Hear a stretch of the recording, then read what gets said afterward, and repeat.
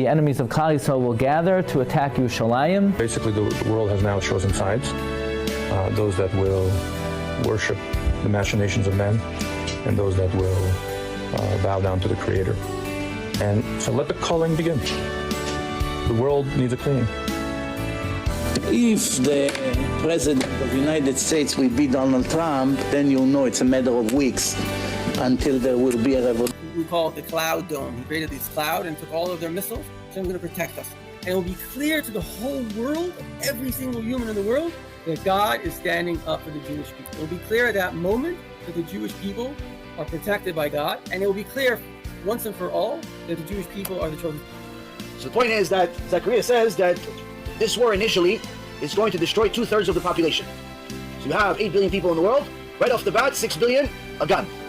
It's a 2/3 of the world will die. If you have 7 billion today, you are talking 4.5 billion people will die. 4.5 billion. How does it happen? Only with atomic war. You know, there are prophets that say the world will come to an end in the Middle East.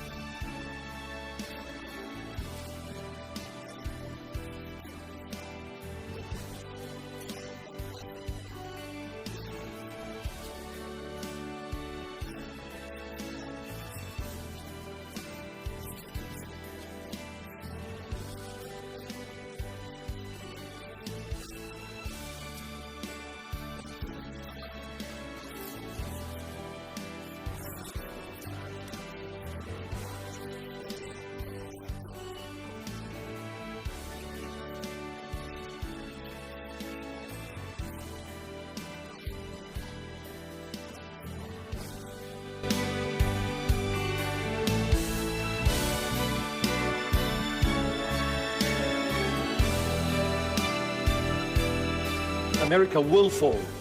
There is no two ways about it. It's just a matter of when. World War III will begin in the Middle East. World War III nuclear. Nuclear warhead will begin in the Middle East. And you know when the nuclear war happens? When Israel gets struck by the next superpower. And more than likely it will be China and Russia. More than likely. Accompanied by Iran and North Korea. But the main players are China, backed up by Russia, because the brain behind China is Russia. Israel will be struck, and that will be nuclear warhead, the beginning of it. Everybody will press the button.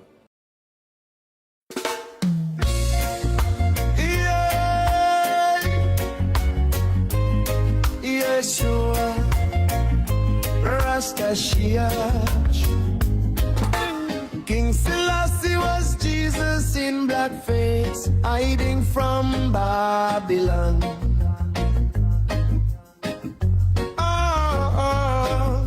Roman oppressors never knew he didn't die on the cross. He escaped to Jamaica.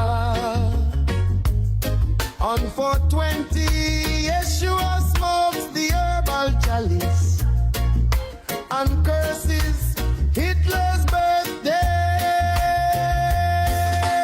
Christ gonna get high, high, high, high in Hyperborea. Yeshua gonna mash, mash, mash down Babylon. Yeshua was a Rasta. His eyes are blue and he's not a Jew. Yeshua was a Rasta. He's as blonde as the Lebanese ash he smokes. Yeshua was a Rasta. His pure iron DNA is the most potent strain the world has ever seen. Christ gonna get high, high, high, high in Hyperborea. Yeshua gonna mash, mash, mash down Babylon. Yeshua was a Rasta. He smokes cross-shaped joints every day. Yeshua was a Rasta. He's not brown like hash, he's white like deity diamonds. Was a Rasta. He would smoke hookah on a donkey and teach from the Torah like a true Hyperborean or Rasta man. Christ gonna get high, high, high, high in Hyperborea. Yeshua gonna mash, mash, mash down Babylon. Yeshua was a Rasta. His eyes are blue and he's not a Jew. Yeshua was a Rasta. He's as blonde as the Lebanese as she smoke, Yeshua was a Rasta. His pure iron DNA is the most potent strike the world has ever seen. Christ gonna get high, high, high, high in Hyperborea. Yeshua gonna march, march, march down Babylon. Yeshua was a Rasta. High in Hyperborea was a Rasta. Down Babylon was a Rasta. High in Hyperborea was a Rasta. High in Hyperborea was a Rasta. Down Babylon was a Rasta.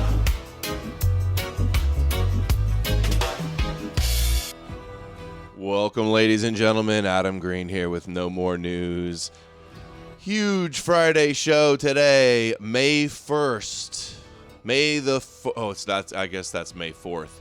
May the force be with you for the beginning of May. We're going to be doing a intelligent design debunk investigation in this guy from the Discovery Institute, Stephen Meyer, that's been boosted on all the big podcast and MAGA right platforms recently, like Daily Wire, PragerU, now Piers Morgan. Play some of his clips. Play the debunk on him by Professor Dave. Get into the intelligent design or creationism debate. But we got some other stuff too, a couple clips I want to cover. The end of Infowars. Infowars has been shut down. Ben Shapiro speaking at Chabad, talking about wanting censorship on X. So we got a bunch of stuff to cover. I did a late night live stream over on the Gnostic Informant on YouTube, 3 hours long, going over a bunch of rabbi videos with Neil from Gnostic Informant. Go check that out if you didn't see it. Leave a comment, leave a like. Follow No More. Here was the promo, the promo I cut, the Jedi Follow promo. No More News, read the Jesus Deception, and may the Force be with you. Follow No More News, read the Jesus Deception, and may the Force be with you. Let's Follow go. No More. Let's go. Okay, let's hear Ben. Well, there's certainly a lot of truth to the idea that left-wing teachers are indoctrinating kids into a viewpoint on the world that does cross paths into, what causes the symptom that is Jew hatred. I think that's for sure true. Honestly, I think that the bigger danger when I look at young people right now is social media. Social media is a cesspool. I mean, if you spent any time on X at all over the course of the last couple of years, it is unusable, truly unusable. I mean, just a vile stream of trash. And I think that was true of TikTok as well. I mean, what do we do? I mean, I think that, you only do what you can. I mean, hey everyone, I don't control the algorithms. Hopefully somebody who's more responsible now will help control the algorithms. I'm glad that TikTok was taken away from China. I'm not sure how much algorithmic control is given to the new owners. That's sort of the big question. I think that, Elon should obviously boot the bots from his algorithm, because I think a lot of this is foreign bot driven, frankly. Yeah. And I think the algorithm creates extraordinary virality. Yes, there's money being used, 100%. The extraordinary virality is being driven for unknown accounts. You can see it in your recommendations. I remember at one point I actually reached out to Elon's people directly about this. Yes. Reached out to Elon directly about censoring and changing the algorithm to suppress anti-Israel, anti-Jewish sentiment? I agree with you that young people are being faced with a plethora of bad information. And you need to come to the Daily Wire to get all the good, true information from me and all my Catholic friends. In Iran, how do you envision, I'd like to shift over to the Persian Gulf, to Iran, to President Trump's actions or inaction in Iran. How do you envision? Inaction? He hasn't done enough. They're still not satisfied. Inaction. Dude, how are they going to rewrite this history book? Trump betrayed Israel and didn't destroy Iran for them. Or understand President Trump holding off a strike on Iran while they continue to build up their weapon systems. So there's sort of the optimistic vision in my view, and then there is the pessimistic vision in my view, and I have no idea which one of these is correct, because I don't think necessarily the president knows which one he's going to do yet. The president goes with his gut, typically. I think the president's gut so far has been pretty excellent when it comes to Middle Eastern politics, but it's possible that he goes a way that I would prefer that he not go. Obviously, the buildup takes time. There were not the sort of resources necessary to launch the kind of long-lasting strikes on IRGC facilities and ballistic missile bases and military leadership necessary to actually destabilize the regime. And so it takes a while to actually sail gigantic ships halfway around the world and place them in the Mediterranean or in the Persian Gulf. And so there are still ships that are on their way right now. The amount of resources that have been mobilized to the region is extraordinary. I mean, you're talking about hundreds of American fighter jets. You are talking about multiple aircraft carriers. You're talking about an enormous arsenal that has been assembled. Now, whether the president actually decides to pull the trigger on it is really the question. I think it will be a disaster if he does not. I know that he's being told by a lot of people that it will be a disaster if he does, that something terrible will happen. These are exactly the same people who suggested World War III, literally the same exact people who said World War III would break out if he flew one B-2 over one site and hit it with some bombs. Oh, how dare anybody be worried about World War III with war with Iran, who's allied with Russia and China? How dare? How dare? We only see all your rabbis like these Chabadniks talking about war with Iran and Edom and it's at Gog and Magog. Oh, no. Oh, no, they think it could lead to World War III. Like, have you heard the Chabad rabbis? Crazy for him to be like that. That something terrible will happen. These are exactly the same people who suggested World War III, literally the same exact people. These are all the people that are obsessed with Edom being destroyed, by the way. Don't worry about World War III going. Just let Trump bomb Iran all we want. Powerchat.live/KnowMoreNews. You guys know what to do. Your comment read on the stream. Every dollar helps. Can't do it without you. We are turned on now. I missed one at the end of the stream yesterday. I'm going to get that played also. Like it was Garrett. Garrett's going to love this one. Where you at, Garrett? Hello, Ben Shapiro voice.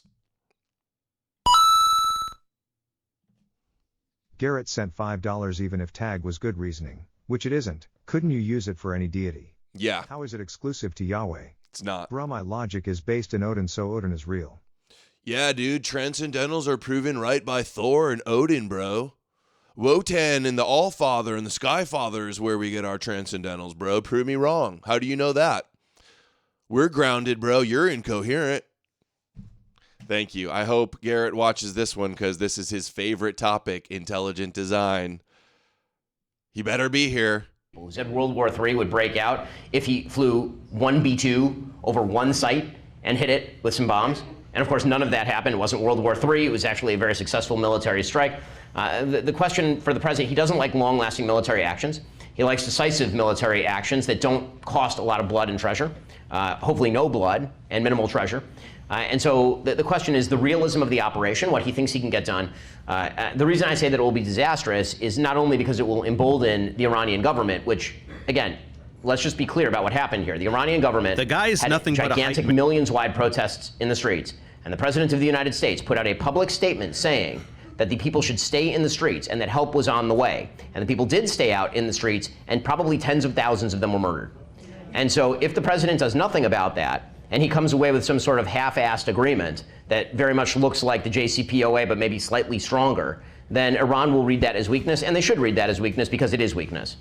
And I don't think Iran will be the only country that reads that as weakness, by the way. I think that if the president backs off of this without real commitments on ballistic missiles, on funding of terrorism, and on complete denuclearization, I think that the chances that China makes a move on Taiwan are extraordinarily strong inside the next 3 years.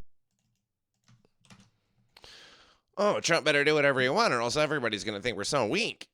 Yeah, and they think we're weak because we do whatever Israel and Netanyahu wants. Starmer announces that the United Kingdom will... Parisia, thank you, buddy. $5 on Rumble. Watching on Kick today to try and get those... Yeah, what are we at? 5 viewers on Kick? To pay my no small hat fee. Appreciate your work. Have a great weekend with the family, man. Thank you. Parisia time. You have a good time too. You're a family man, aren't you? Don't you got some kids? Okay, Starmer says that he's going to introduce new anti-Semitism laws to strengthen national protection. What nation? Israel? against what the government describes as imminent threats. He says Iran is engaged in campaign, blah, blah, blah. We'll just listen. That they want to harm British Jews. We will strengthen the visible police presence in our Jewish communities. We will increase our investment in those Jewish security services. We will introduce much stronger powers to shut down charities that promote anti-Semitic extremism. We will prevent hate preachers from entering our country, bar them from our campuses, our streets, our communities. Work with our justice system to speed up sentencing on anti-Semitic attacks, so there is a stronger deterrence factor, as we do with riots. And we need stronger powers to tackle the malign threat posed by states like... Didn't Mark Collette's friend Sam Meyer go to jail for a few years because of stickers? Because of some like pro-white stickers? The speech restrictions are already so strong in the UK, it's ominous thinking how much worse they're going to get. Iran, because we know for a fact that they didn't think about this issue in anti-Semitism when they were bringing in tons of Muslim migrants into the UK, or maybe they were. Want to harm, and they'll like in Australia, they'll use the Muslim attacks on Jews to go after nationalist groups. British Jews, which is why we will fast track the necessary legislation. Hate preacher. Anonymous said Yeshua was a Rasta. I love that song. I saw a comment in the live chat. They're like, I sing this in the shower. It's been stuck in my head. Evan Williams with the #1 hit. Top reggae song.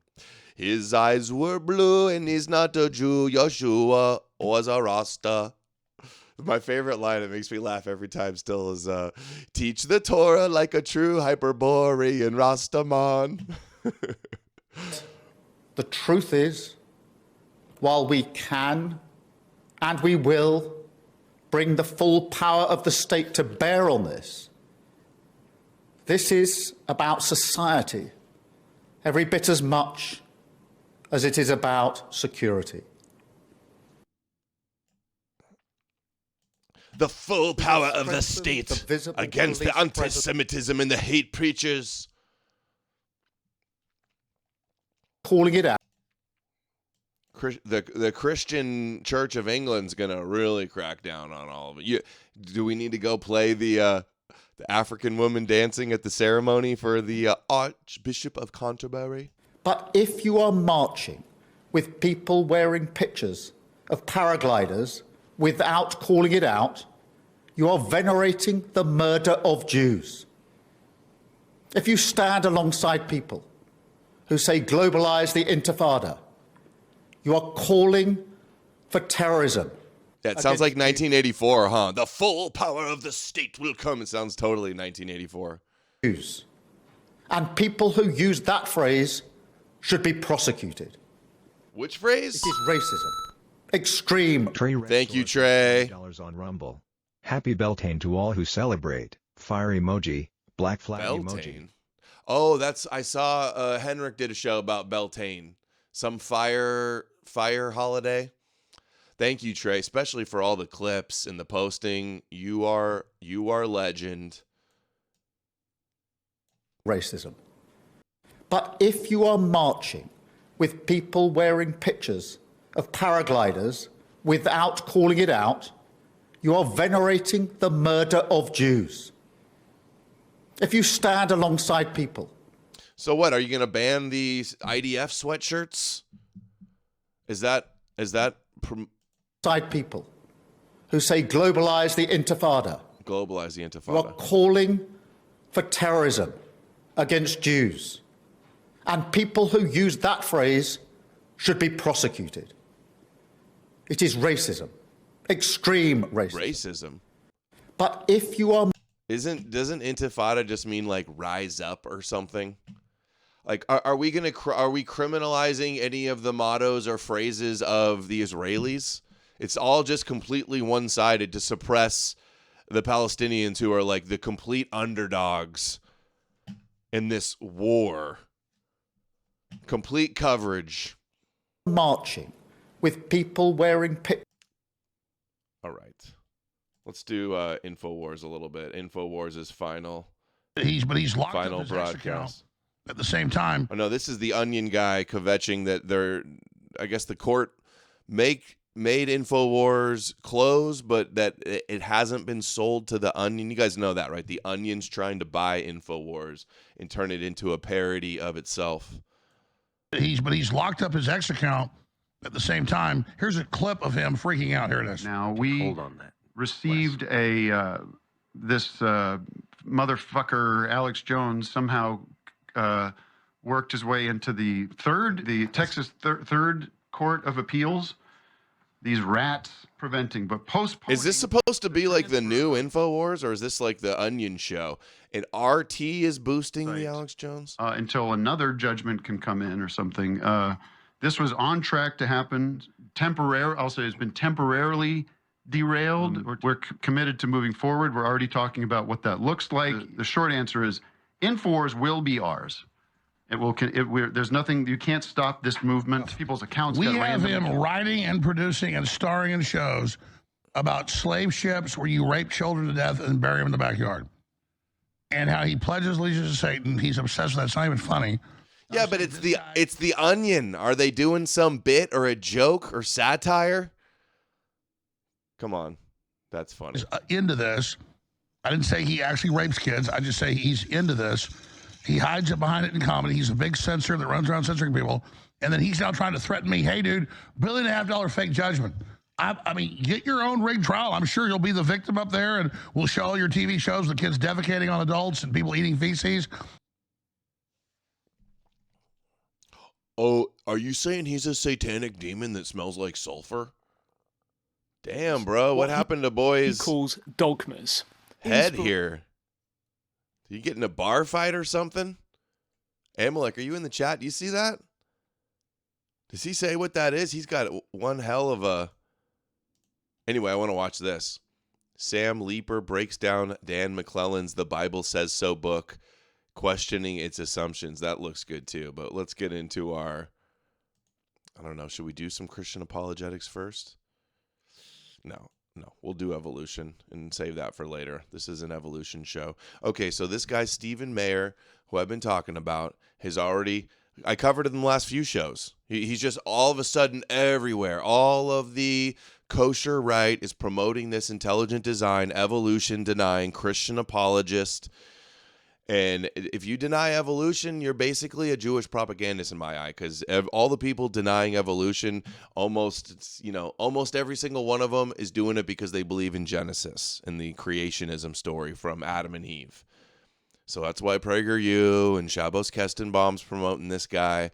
That's why Michael Knowles and the Daily Wire is promoting this guy. If I search his name on YouTube, we'd probably see a bunch of other places that he's been on recently. Huge boost for this evolution denying Names sent $5 on Christian propagandist. I will say it is unbelievable almost to see Infowars no longer in operation. Yeah. It's safe to say many people who got into dissident politics had their starting point with their introduction to Alex Jones. Me included.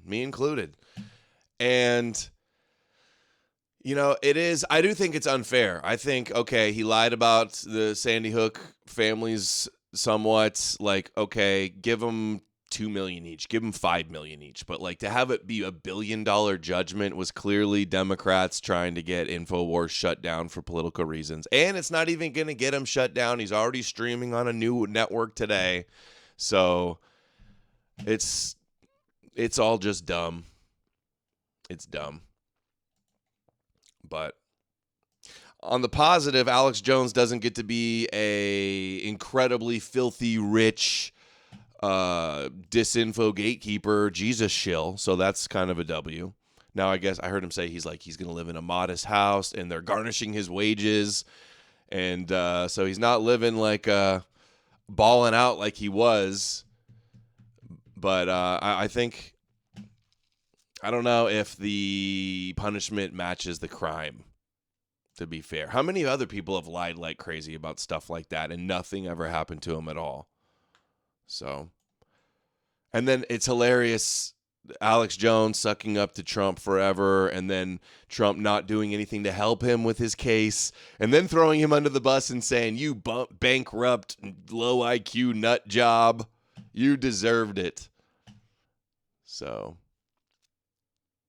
anyway, Michael Knowles from Daily Wire promoting this guy again. I just did a search for him, for Stephen Meyer. Let's see where else he's been recently.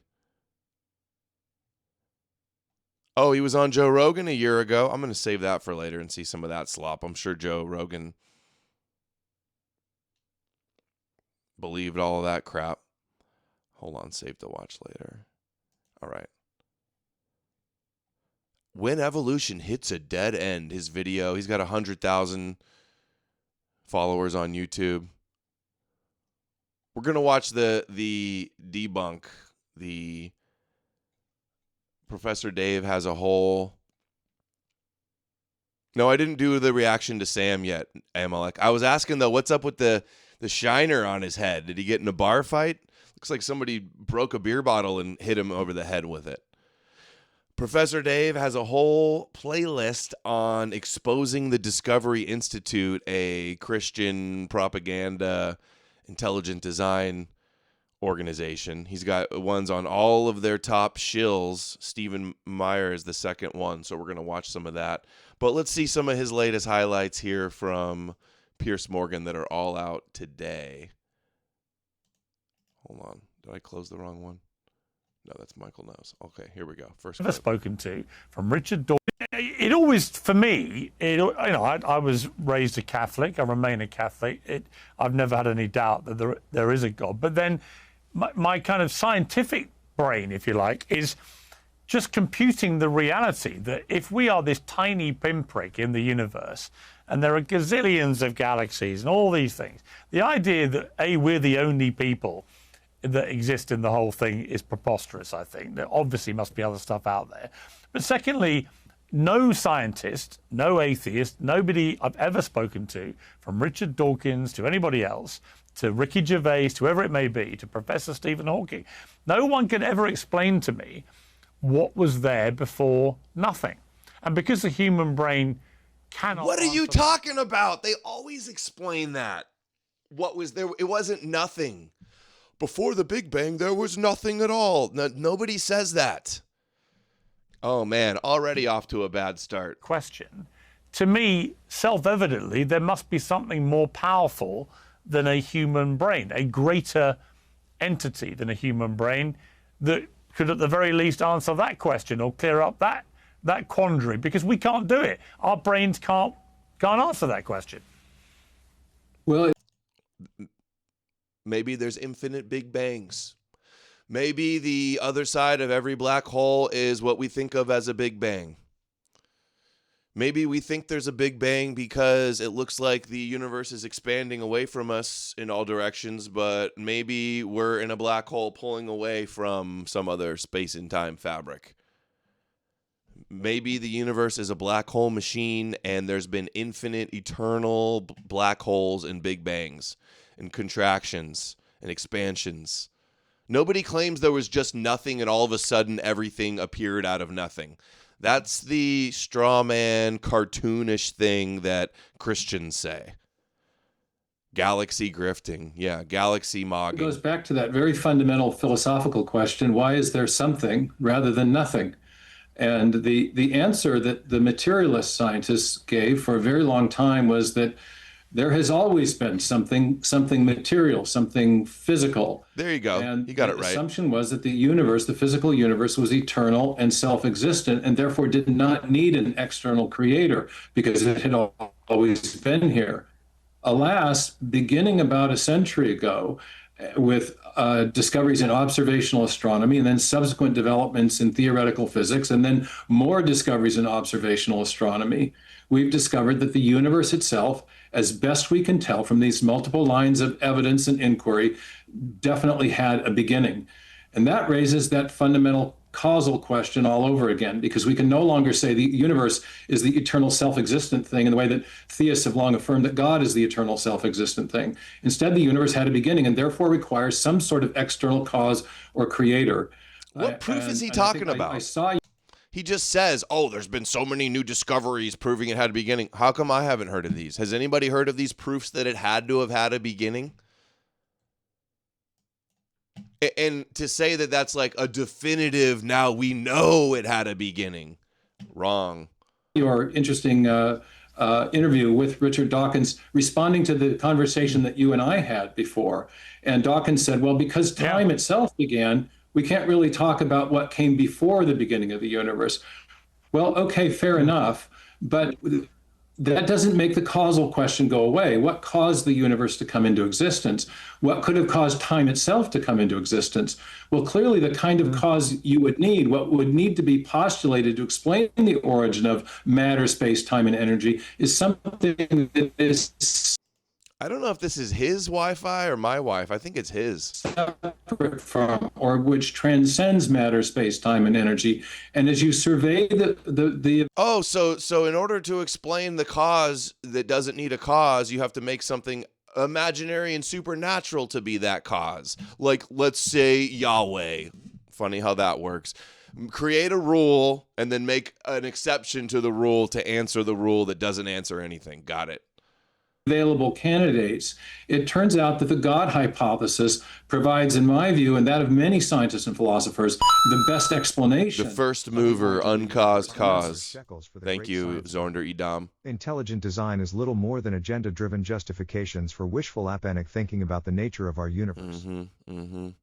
It's just Bible creationism, with a secular name. That's what intelligent design is. I'm glad Zornder Edam appreciates the science stream. Nerd stream, nerd maxing. One of the three big discoveries that we look at. I'm sure a bunch of Christians or haters are going to be like, we didn't come from no monkeys. Maybe you're a monkey, but I didn't come from no monkey. This was almost the thumbnail for Evolution today.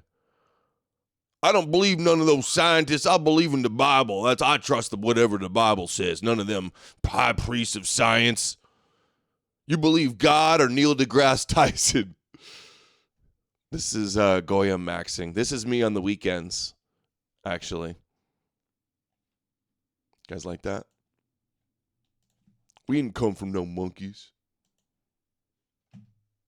We came from God. In the film is the discovery of the beginning of everything, and why that is bringing back consideration of what we call the God hypothesis.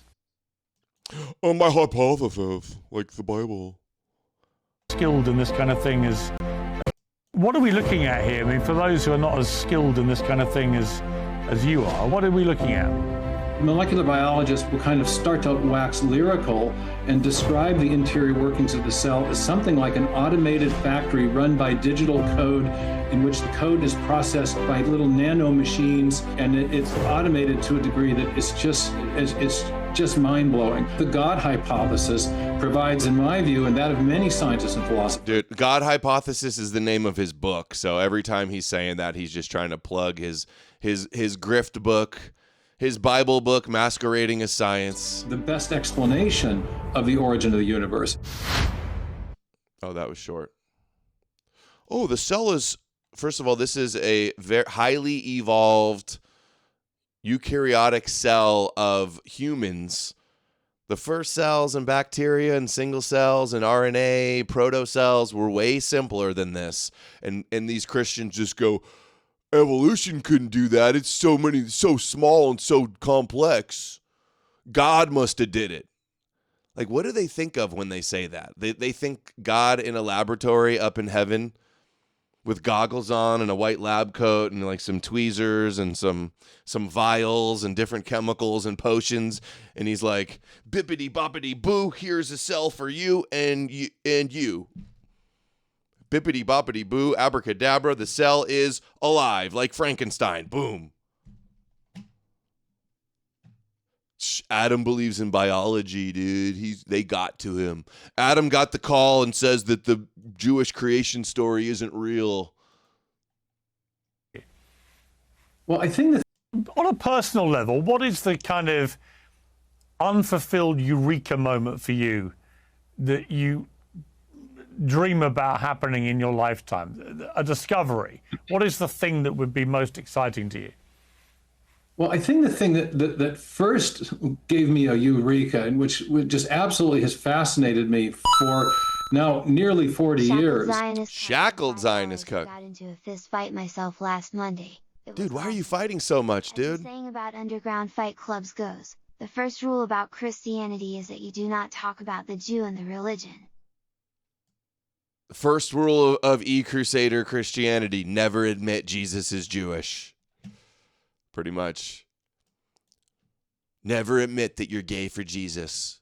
What happens in Fight Club is the Jesus discoveries Club. that were being made in molecular biology. We got to make an AI of Jesus holding the soap like the Fight Club poster and say Jesus Club. $5 God is in a laboratory in heaven. I used math to fly a rocket up there with a dinosaur. Mm-hmm. Yeah. God is such a designer up there in heaven, putting us together like a potato head, like Tinker Toys. Like little transformers. He's just like, okay, we'll throw some arms there, 2 arms. Butt right next to the vagina, great. Let's give them some back pain. Everybody need glasses. Let's have them, their teeth fall out after a few decades. What else can we do here, God? I don't know. Ingrown hairs, how about that? Perfect. Cancer, yes. What else did God do? Most species to ever exist go extinct. Perfect. Yeah, he's the perfect designer, but then when we point out all the flaws in the design or how the design messes up with genetic mutations and disease, fallen world cope. It's like God knows, it's like the cope of free will. He knows everything. He predicts the future, prophecies. He knows what you're going to do before you do it. He knows everything of all time, but then but you have free will. It's always with the copes. Yeah. He's like, God, let's make a small portion of them gay. Perfect. Let's also make that illegal. Perfect. Hey, let's have most women die in childbirth until modern medicine. Genius. Headaches, yes, many people, terrible headaches, perfect. Well, that's because of Adam and Eve and the snake, obviously headaches. Headaches are from Satan. Flat feet, orthopedic shoes. Yeah. Nearly 40 years is the discoveries that were being made in molecular biology that started in the 1950s and 60s with Watson and Crick elucidating first the structure of the DNA molecule, and then Francis Crick 5 years later realizing that along the spine of the DNA molecule there are chemical subunits that are functioning like alphabetic characters in a written text or like digital characters in a section of machine code. In fact, one of the great physicists at the time, George Gamow, looked carefully at the Watson and Crick model and realized that these so-called... Make people only be able to drink... Thank you, Vril Vision. Make them only be able to drink fresh water, not salt water. That'll kill them. And then make most of the world be salt water. Perfect. Tons of water on Earth. Make it all salt. Perfect. Can't drink it. Genius. Bases that contain the information were functioning like a digital bit string. And so the information revolution came into biology in the late 1950s and 60s. And since then, Zorn it has... Him sent $5. Oh, Adam, you just don't understand his grand plan for our suffering. There's really a goal in the end.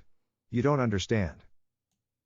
Hey, God, can we get 1 tube for breathing, 1 for eating, just in case they ever choke on something? Like they don't, they can't breathe. They choke to death. Nah, just give them 1 hole. Let them choke to death. Hey, how about 2 hearts? If 1 heart goes bad, like the other one can make up for it. No, just 1.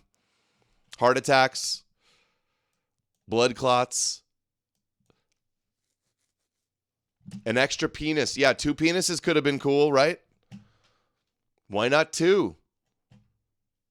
Stronger bond. 2 penises, 2 vaginas. Think of the possibilities. Better for breeding. 2 girls at one time. God didn't think of came into that. Biology in the late 1950s and 60s, and since then, it has absolutely changed our understanding of the nature of life. One for each hand. You're right. Seriously, you're maximizing productivity. 4 arms. That could have been cool too. Octopuses have multiple hearts. Well, I guess God loves them more than us. And posed a fundamental challenge to the origin of life studies as well.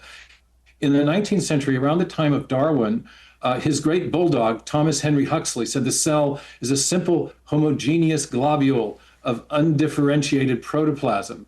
And when scientists thought that the cell was a simple enclosure of jello like that, it was pretty easy to imagine how, with 1 or 2 simple chemical reactions, that protoplasmic substance that was, they thought, the essence of life might have come into existence in a completely undirected way. But as we've learned more and more about the interior... Well, the first cell that came into existence probably was very simple, like they were thinking. Oh, they didn't have microscopes when they first invented that. They didn't know about cells and how complex they were, so, like, evolution's not true. As if cellular biologists don't believe in evolution or something. workings of the cell, and there's much more to discover, and that would be some of the eureka things that I'd hope to learn about in the future.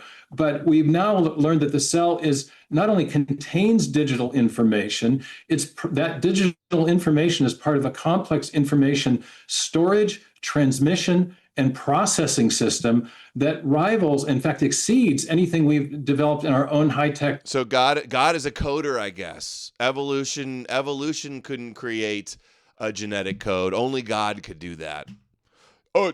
What's your proof that evolution isn't real? DNA. Really?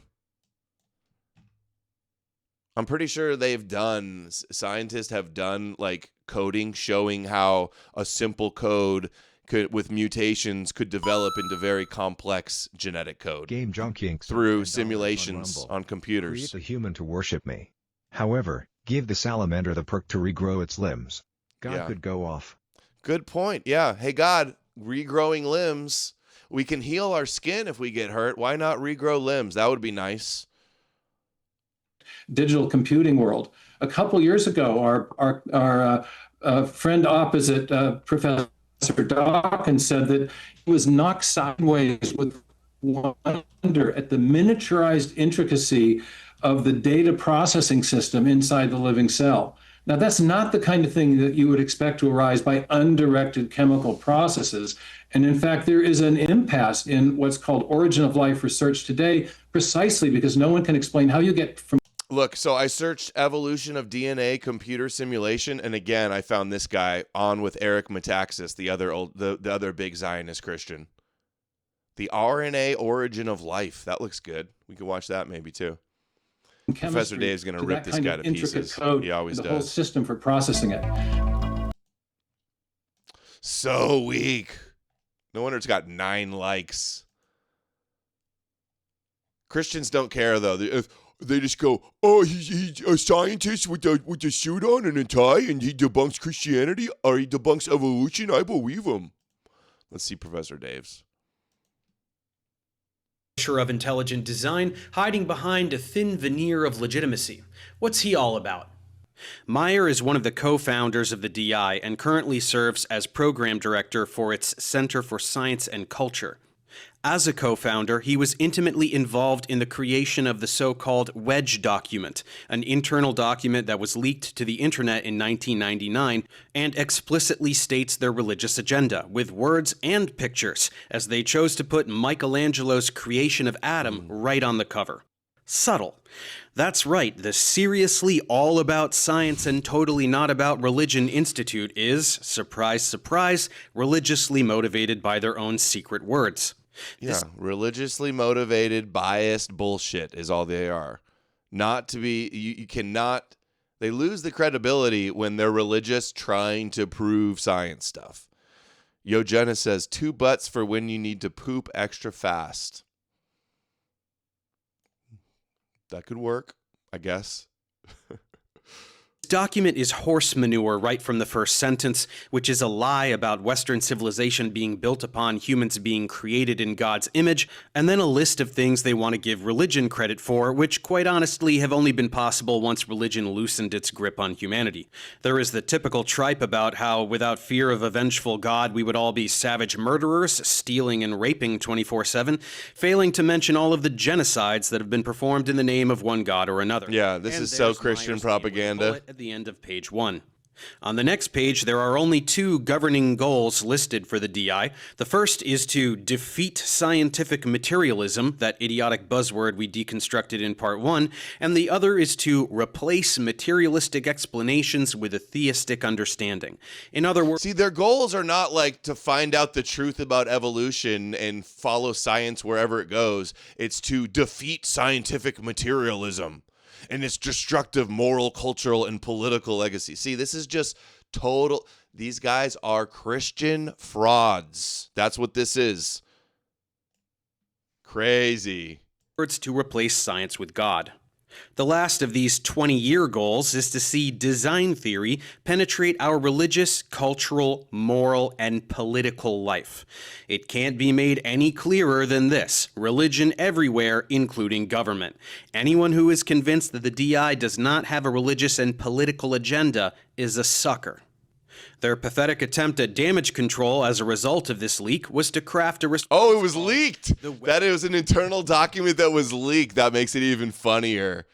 Oh, they're such frauds. Wedge document. So what? So like what? An insolent teenager who got caught pulling the fire alarm. This response basically consists of the DI acting shocked and appalled by people making claims that the document says things that it factually says. For example, right in the second paragraph, one group claimed that the document supplied evidence of a frightening 20-year master plan to have religion control not only science, but also everyday life, laws, and education. Oh my, wherever would anyone get that wild idea? I'll spare you the details of the 18 pages of desperate backpedaling, but it's linked below and a laugh riot, especially the parts where they pretend materialism is responsible for all the heinous acts that have historically been the exclusive domain of religion. Oh, sweet irony. Anyway, as we elucidated in part 1, the immediate goal of Meyer and the rest of the DI is to get religion taught in schools. This was formally attempted in the Kitzmiller v. Dover debacle of 2005 in Pennsylvania. This was their first direct attempt to fulfill their agenda, and they failed miserably as the court ruled that intelligent design is religion, not science, and the mandate was deemed unconstitutional. While they won't formally admit that they want religion taught in science class, even though it's clear as day, they certainly won't admit to being motivated by a shift toward theocracy and a reunification of church and state. Their response to the wedge leak says they can't believe they have to say it, but they don't want that nasty, nasty theocracy. Honest. But this, too, is a hollow claim. We can see that by Meyer's own admission, most of their funding comes in the way of enormous donations from wealthy Christian fundamentalists who, in their own words, want to see the total integration of biblical law into our lives, and who abide by the infallibility of the Scripture. These are the types the DI answers to: churchy McMoneybags. If the Christian equivalent of Sharia law is what they want to get for their money, you have to wonder why they're giving it to them. Professor Dave, who is this money merchant promoting the Genesis Torah story supposed to look like? Dave? Looking a little tropey there, Dave. Just kidding. Save time creating content and generate a high-quality... So, with everyone up to speed on precisely what the DI really is, let's dig into Meyer and his pseudoscience. What's his background? With a bachelor's in physics and earth science, as well as a master's and PhD from Cambridge in philosophy of science, one might presume that he has a firm grasp on the scientific process. But alas, his allegiance is not to science, as is evidenced by his primary output, his books, the medium of choice for those who are allergic to peer review. Signature in the Cell attempts to argue that the structure of the cell points to intelligent design. Darwin's Doubt says the same regarding the Cambrian explosion. And most recently, Return of the God hypothesis recycles old talking points and rounds out the trifecta of trash. With so much rubbish to address, I'll be because of this guy and James True and that book, it's got Christians everywhere going like, yeah, the scientists are saying evolution's done now. Yeah, all the scientists don't even believe in evolution anymore. It's being overturned. Tucker Carlson saying that. I was listening to Christian Talk Radio the other day, and some Christian preacher was on there and said that. They're such frauds. Focusing on just two of his most favorite arguments and demonstrating that they constitute a deliberate attempt to misrepresent science. I'll be staying away from arguments regarding the origin of life since I already covered that very neatly in my response to James' tour.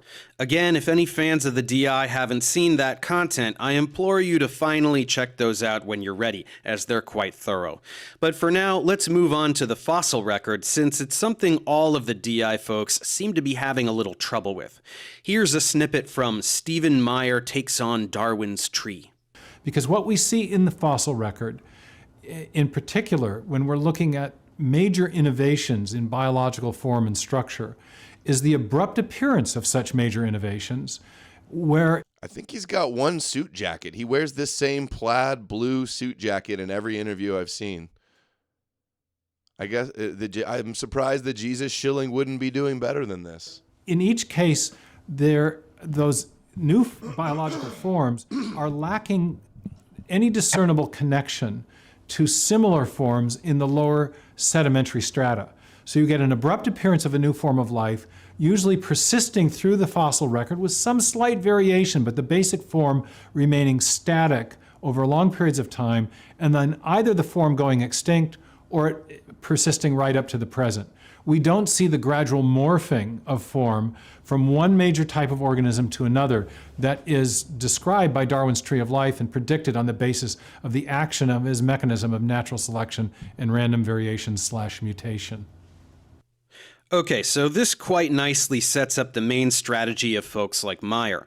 Biologists say that evolution involves gradual change, so we should see the gradual change everywhere in the fossil record, and we totally don't at all, so evolution didn't happen.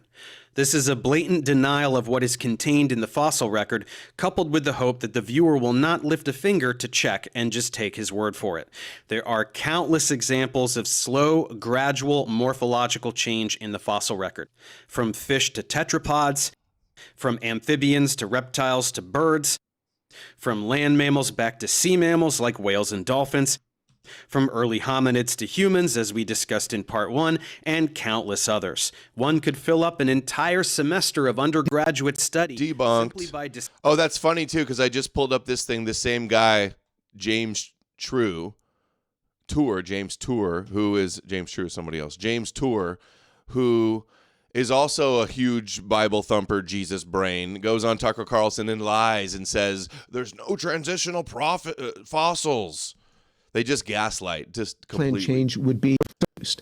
All right, so you can see these small permutations, but what you never see are what is called body plan changes. Body plan changes, and this encompasses many things, but you see these genetic networks would have to change. So a body plan change would be an invertebrate, something that does not have a spine, going to a vertebrate, something that has a spine. Something like a worm going into something that has a spine. You never, ever see that. You never see. Now, I bet you anything we could find every different stage of the formation of it. Like, I bet you we can still find species that have like proto spines. And also, like, vertebrae evolved so long ago in the family tree. I'm sure you could still find, I'll look it up right now. How did the spine evolve? Show an animal where the spine is like in a halfway development, partial development, like maybe still a sort of a spine, but not fully bone with all the vertebrae. There are hypotheses where people will see fossils and they'll say, oh, this must have been a precursor to this. They will never see the transformative thing.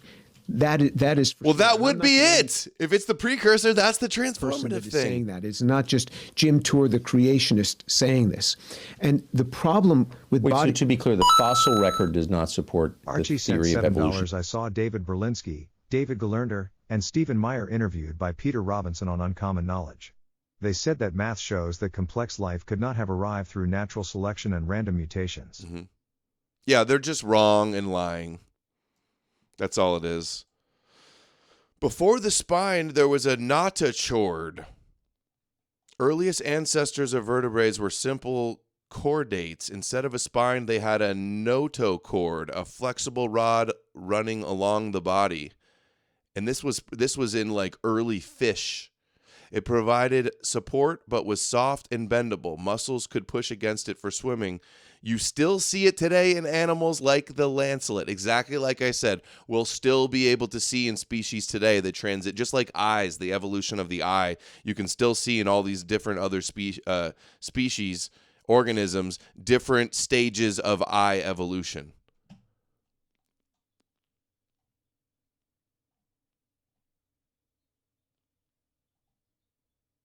Okay.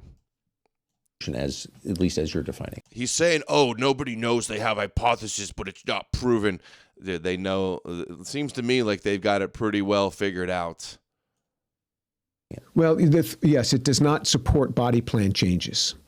There are small permutations like the ones that I have just told you, but you will not see body plan changes. In any fossil record that we've found. The only thing that you will see is people will hypothesize over that fossil. They'll see a fossil here and a fossil here, and they'll say, oh, and then they'll see a fossil here. This must have been the transition to this. Right. And they'll hypothesize with that. But it doesn't have to be the transition. This is strictly a hypothesis. And so we don't see that in the fossil record. Where do we see God saying bippity bobbity boo, Adam and Eve too? Where do you see that? They always do this. Where do you see it? You can't see it. Prove seeing it. It's like you can't prove something that happened hundreds of millions of years ago. Where's your proof of Genesis being real? Where's your proof of Adam and Eve? Where's your proof that any supernatural figure ever just manifested like a Marvel movie out of thin air? All these things, all these animals. Many people don't see that in the fossil record. Some people will say, we absolutely see that. Discussing and categorizing these specimens. To pretend they don't exist is science denial, plain and simple. Of course, we do not have specimens for every single species that has ever existed because of how fossilization works. It's a relatively rare occurrence. Some short-lived species may have never been fossilized, and there are undoubtedly plenty of fossils that we have not yet found or may ever find. Two facts which Meyer himself summarizes with the term the artifact hypothesis, without bothering to acknowledge the validity of these two limitations, choosing instead to lie about something called the Dushantu shale, which contains organisms we will discuss a bit later. But with the overarching lie well understood, let's dig into some of the more specific claims and compare them to the scientific literature to show how they are clearly false. When asked for examples of organisms showing up very suddenly in the fossil record, he said this.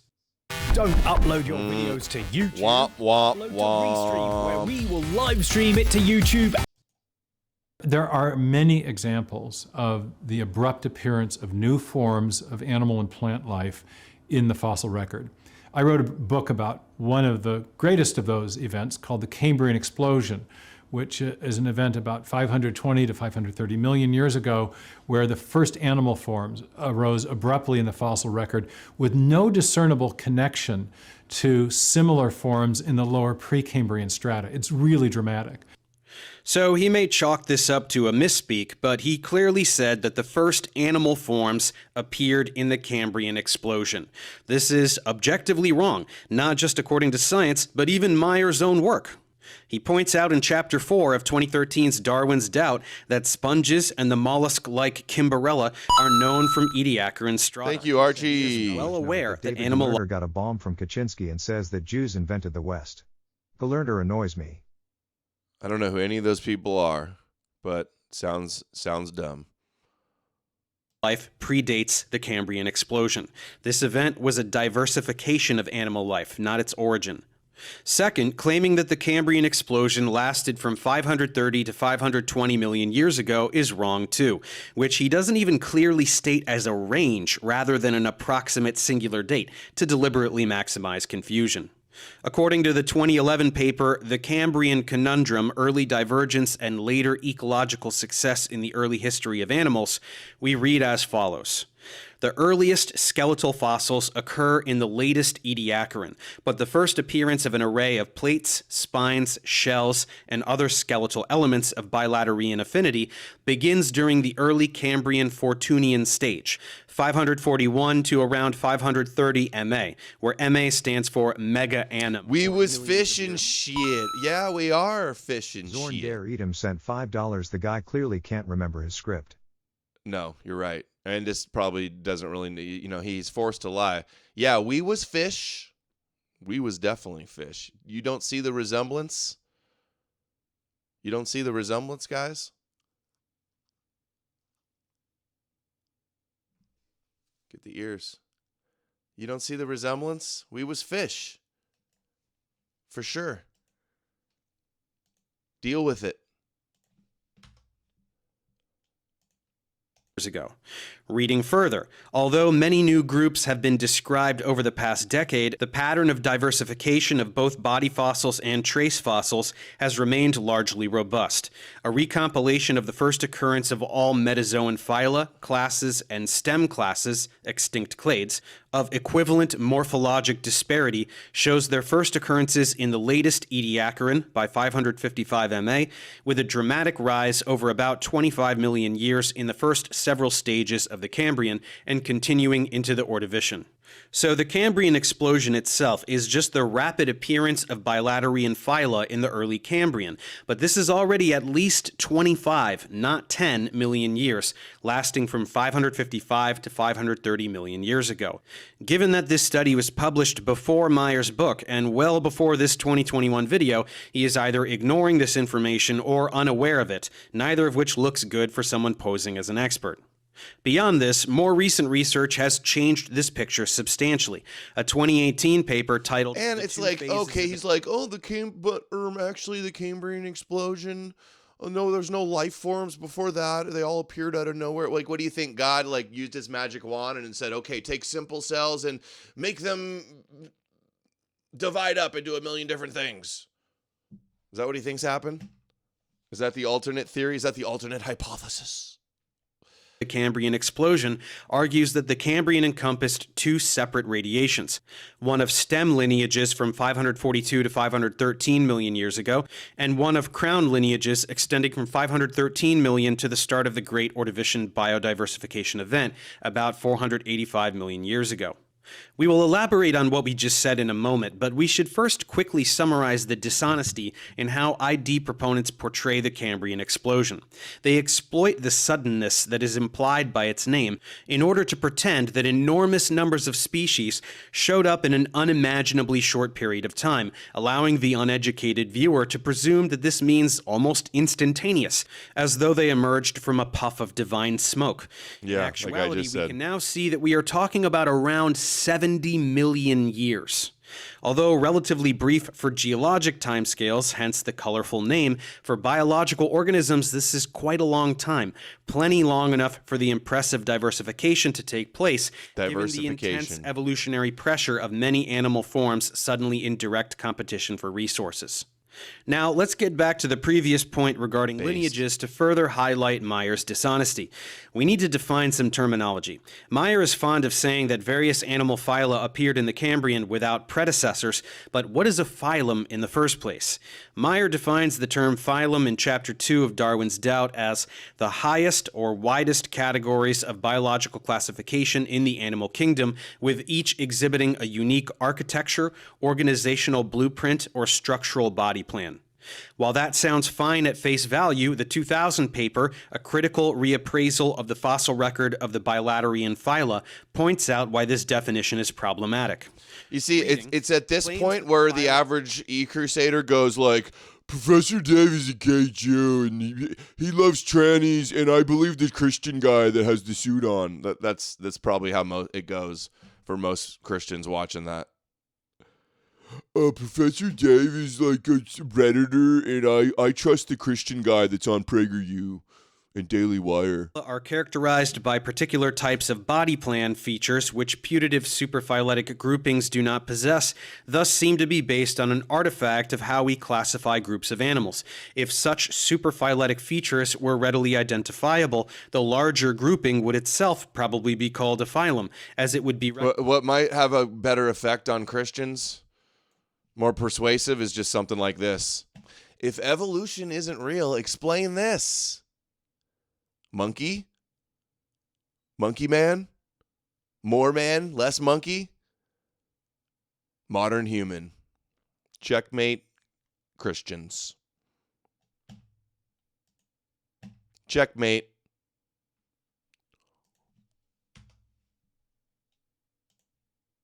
Recognized to be phylogenetically unified.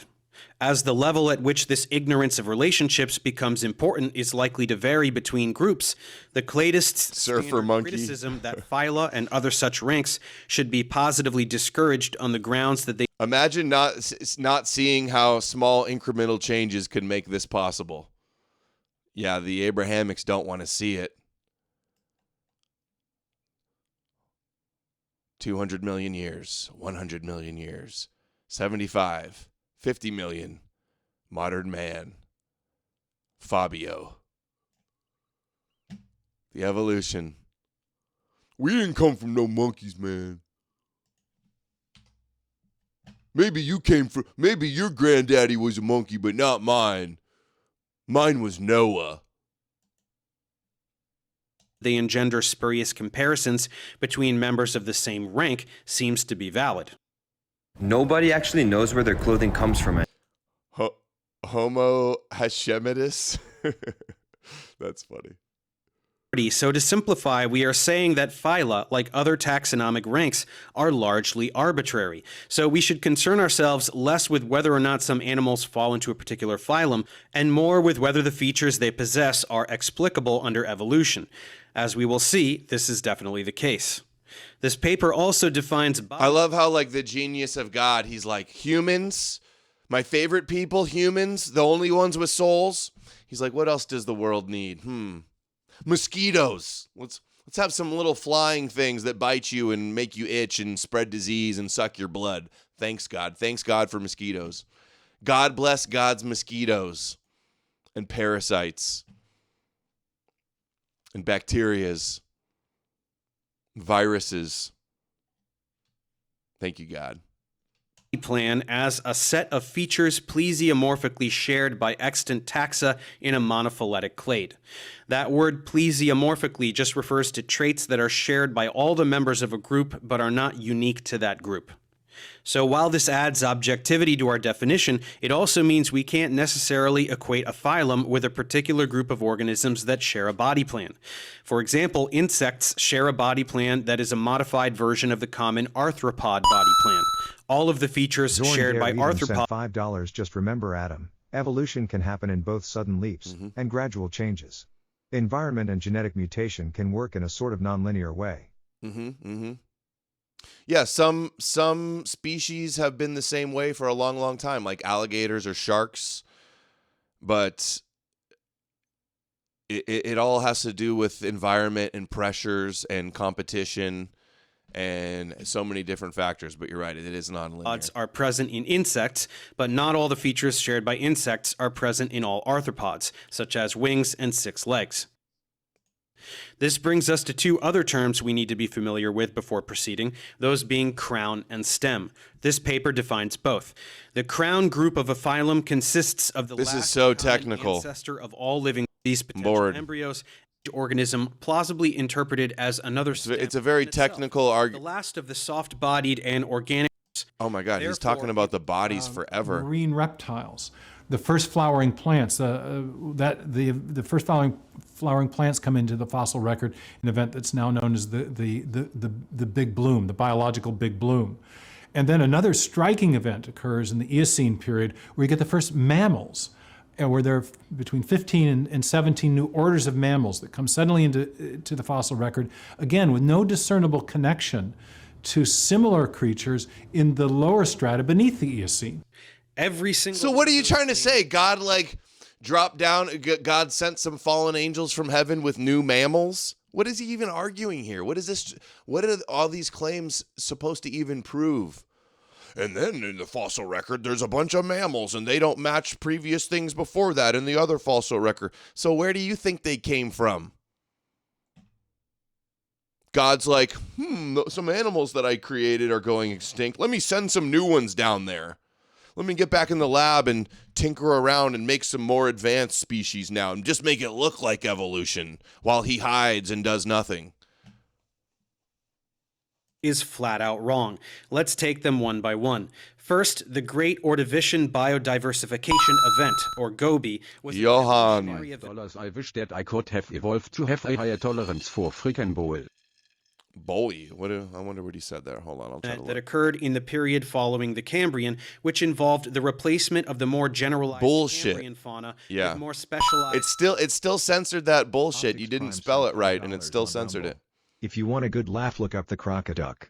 I remember that. Hybrid animal Kirk Cameron tried to use to debunk evolution in a crocoduck. Yeah. I got some funny ones here actually. Look, evolution is real and biblical creationism is ridiculous.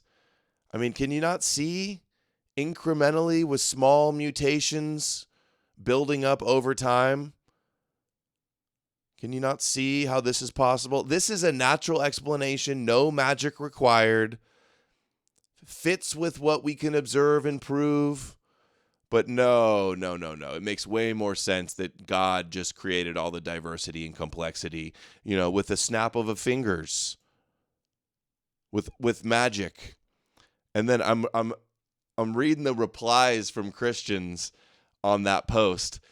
When was the last time you see monkey turn to human and fish turn to monkey? You yourself have no evidence except your imaginary mind. This retard thinks that evolution means that a fish is going to turn directly into a monkey. Or that a human's going to turn into a fish. Yeah, bro, it's just your imagination. So why aren't new evolutions walking out of the sea every now and day? No, it's impossible that people are really this stupid. Or monkeys evolving into something. Or humans evolving in whatever they want to evolve in. Waterworld feet? Laughing emoji. If evolution is true, what will happen to humans? Will humans become ants? Or what? How sad is this? A failed education system. It's because of Discovery Institute and Bible thumpers. It's partly to blame for this. What is this, a school for ants? What are humans going to evolve into, ants? Dude doesn't see some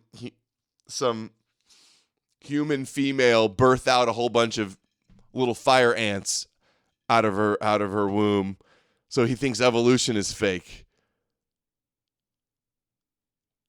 Crazy. You think you descend from a tadpole? Yeah, bro, my grandpa was a tadpole. Good one. Marine fauna that would be common throughout the remainder of the Paleozoic era. GOBI occurred in two phases. Animal diversity increased somewhat in the early Ordovician, followed by a sharp increase in the middle Ordovician. The benefactors of GOBI include, among others, stromatoporoid sponges, corals, brachiopods, echinoderms, and this is very technical. Date to the early Triassic. The first dinosaurs appeared in the late. I thought it was going to be more like his James True video where he's just like Triassic, dunking on them left and right. Million years ago, such as Herrerasaurus, Eoraptor, and Saturnalia. Again, no sign of any intelligent design, just slow and gradual change. Turtles have a good fossil record as well. The evolution of the turtle's unique morphology is exquisitely documented in transitional fossils such as Unitosaurus, Papashellies, Odontochelys, and Proganochelys. What? Look at that little proto turtle. Next, at present... But there's no... I see online every day. No transitional fossils. Oh, yeah, where are all the transitional fossils? Just like, well, if you actually knew anything, you'd know that they've got all types of them. Earliest known bird is Archaeopteryx from the late Jurassic, but this isn't even the oldest feathered dinosaur. Zootingia, Anchiornis, and Orornis predate Archaeopteryx and show evidence of feathers. Like the evolution of flight in insects, the evolution of flight in birds involved a lot of mergers. Hi, I'm Kirk Cameron, and my partner Ray Comfort and I come to you tonight not as molecular biologists or as rocket scientists. Zorn Dare Edom sent $5. I see comments on your Rumble stream such as if we came from fish and apes, why are there still fish and apes? Not sure if serious, but divergent species can coexist and compete and both survive. I'm pretty sure they were being sarcastic. They were joking along with like the bad question showing people don't understand. They were joking. But simply as an author and an actor, and we... Yeah. How do you think turtles evolved? Well, with the ooze, like in Ninja Turtles. This is so good. We're not scientists or know anything about science at all. I'm an actor and he's a Christian preacher, but we're going to tell you, let explain to you about crocoduck. Or as rocket scientists, but simply as an author and an actor, and we want to do two things that fly in the face of convention. One, we'd like to show you that the existence of God can be proven 100% absolutely without the use of faith. And secondly, as a former atheist myself, an evolutionist, I want to pull back the curtain and show that the number one reason many people do not believe in God is not because of a lack of evidence, but because of a theory that many scientists today consider to be a fairy tale for grown-ups. Oh, many scientists today. Dude, I would love to see the percentage of scientists that doubt evolution. Oh, they're just, oh, it's a satanic cover-up. Science has never found a genuine transitional form that is one kind of animal crossing over into another kind, either living or in the fossil record. And there's supposed to be billions of them. Now, what I'm about to show you does not exist. These were actually created by our graphic artists, but I want you to keep your eye out for this because this is what evolutionists have been searching for hundreds of years. Let's see it, Doogie Howser. Show us Doogie Howser. This is Doogie Howser, right? If you find one of these, you could become rich and famous. So here's some transitional forms. This is called the crocodile. Can you see this? God, I'm not. Crocodile. All right, let's try another one. He's like, this you can't be is serious. The bullfrog. Half bull, half frog, or of course. Wow, what an embarrassment. That is crazy, crazy work. Used to make flight easier. Oh, Neil Patrick Harris. Okay, they look the same. Sorry, close enough. I was way off. Haven't done that one for a while, huh? Uh-oh. I love that soundbite. It's been a while. I forget my soundbite. I was way off. Feathers were accepted from insulating feathers. By the way, if you want to make a creationist's head explode, inform them that scales and feathers are made of the same protein, keratin, simply in different arrangements, and that a single point mutation in certain chickens causes them to grow feathers where scales should be. Moving on, the first marine reptiles refers to ichthyosaurs, plesiosaurs, and placodonts, all of whom evolved in the early Triassic. Yet again, we have fossils documenting these transitions. Though ichthyosaurs are fully aquatic, paleontologists have found early Triassic sauropsids that are related to them but do not display such extreme specializations, including the Hupasuchians and Cartarhynchus. Plesiosaurs have semi-aquatic relatives like chickens have scales like on their legs and their feet. Nothosaurs and Pachypleurosaurs, and there are even transitional placodonts known, such as Palatodonta. Okay, this is just getting... The first flowering plants had actually been a bit of a mystery, and there is indeed a... Okay, we get it. This guy's just saying a bunch of stuff that's wrong. Okay, let's do computer code. And that That's a protein's little better. Darwinian mechanism lacks the creative power to generate the large-scale, what are called morphological innovations, the big changes in form that arise in the fossil record. That raises the question, well, what could produce those new forms of life? And what we know from biology is that whenever you see new forms of life arising, you also have to have new information. It's very much like in our computer world. If you want to give your computer a new function, you have to provide code. You have to provide information in the form of software. And something very similar is true in life. If you want to build a new form of animal life, you have to have new organs and tissues. But new organs and tissues require new dedicated proteins to service those organs and tissues. For example, many of the animals that came into the fossil record in the Cambrian period had a gut. But guts require digestive enzymes, and digestive enzymes are proteins, and proteins are built in accord with the instructions stored on the DNA molecule. So as you see these explosions of form in the Cambrian period or other periods in the history of life, what you're also seeing, therefore, is explosions of biological information. Biological form requires biological information, genetic information, and other forms of information. And that raises the question, where did that information come from? Now, what we know from mutations, our uniform and repeated experience, which is the basis of all scientific reasoning about the past, is that information, especially in a digital form, always comes from an intelligent source, whether we're talking about a paragraph in a book, or a section of software, or hieroglyphic inscription, or even information embedded in a radio signal. Whenever we see information and we trace it back to its ultimate source, we inevitably find a mind, not a material process. Well, if the mutation selection mechanism is not capable of generating the amount of information necessary to build new forms of life, then a better explanation is actually intelligent design. It's that a mind played a role in the origin of those new forms of life. And that's consistent with everything we know about the cause and effect structure of the world. Okay, so he does this all the time. Computers use code, and humans created that code, so all codes have a creator. This talking point is on every ID bingo card. This is Kent Hovind level tripe. Someone created this cup I'm using, so everything was created.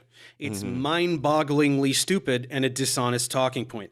To get more specific, he complains about digestive organs requiring digestive enzymes without bothering to make the obvious conclusion that the enzymes can predate the organ, and also that rudimentary organs complexify over time. He's trying to pretend science is suggesting that something like the human stomach appeared out of nowhere millions of years ago, which is ridiculous. But to get to the heart of the matter, Meyer is a complete dumpster fire when it comes to the concept of information.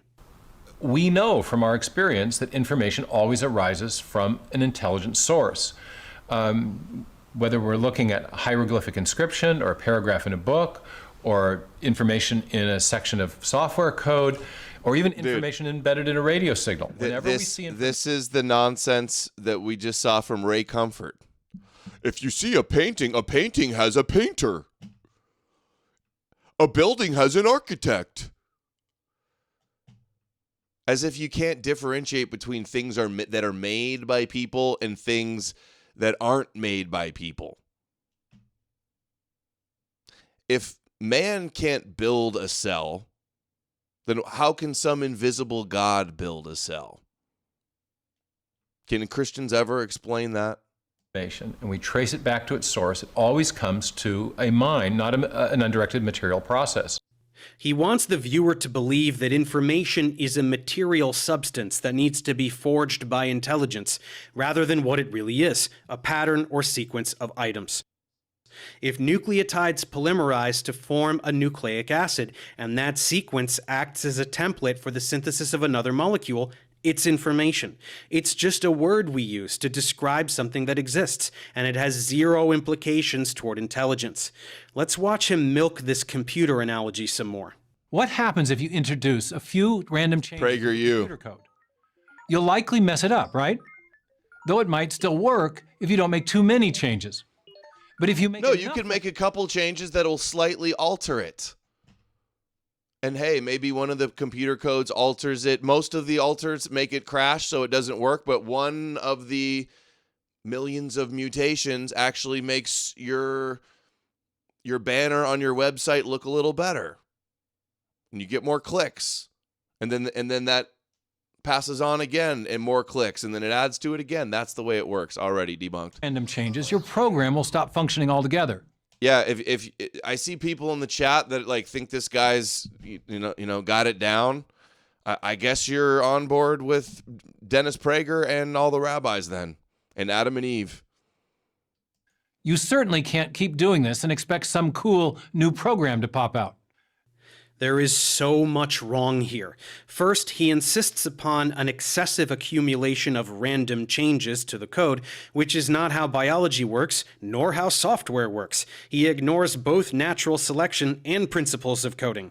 Not that it matters for biology, but when programmers allow programs to make changes to their own code, also known as self-modifying code, with feedback mechanisms in place, we do. It's an interesting subject in regards to distinguishing artificial versus natural phenomena. For example, in Search for ET or Ancient Civilization. Got to distinguish the difference.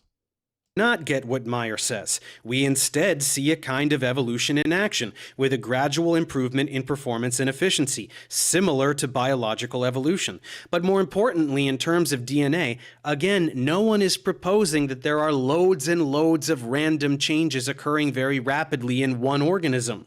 That would be the equivalent of someone getting blasted by huge amounts of radiation, like a Chernobyl event, and sustaining a ridiculous amount of mutations. Guess what? That person would certainly develop loads of tumors and die. That's perfectly analogous to his program that has its code changed randomly and dramatically such that it doesn't work anymore. That's not how evolution works. Mutations crop up slowly and are selected for from one organism to the next. Each organism must be viable for any mutations to proliferate to the next generation. Evolution is not just mutations, it's mutations and natural selection. When we want to engineer enzymes to perform a novel activity, the best strategy is to speed up nature. We use random mutagenesis and select the best mutant. Run the cycle 10 times, each time picking the best mutant, and you get a highly efficient enzyme. It's evolution in vitro, not design.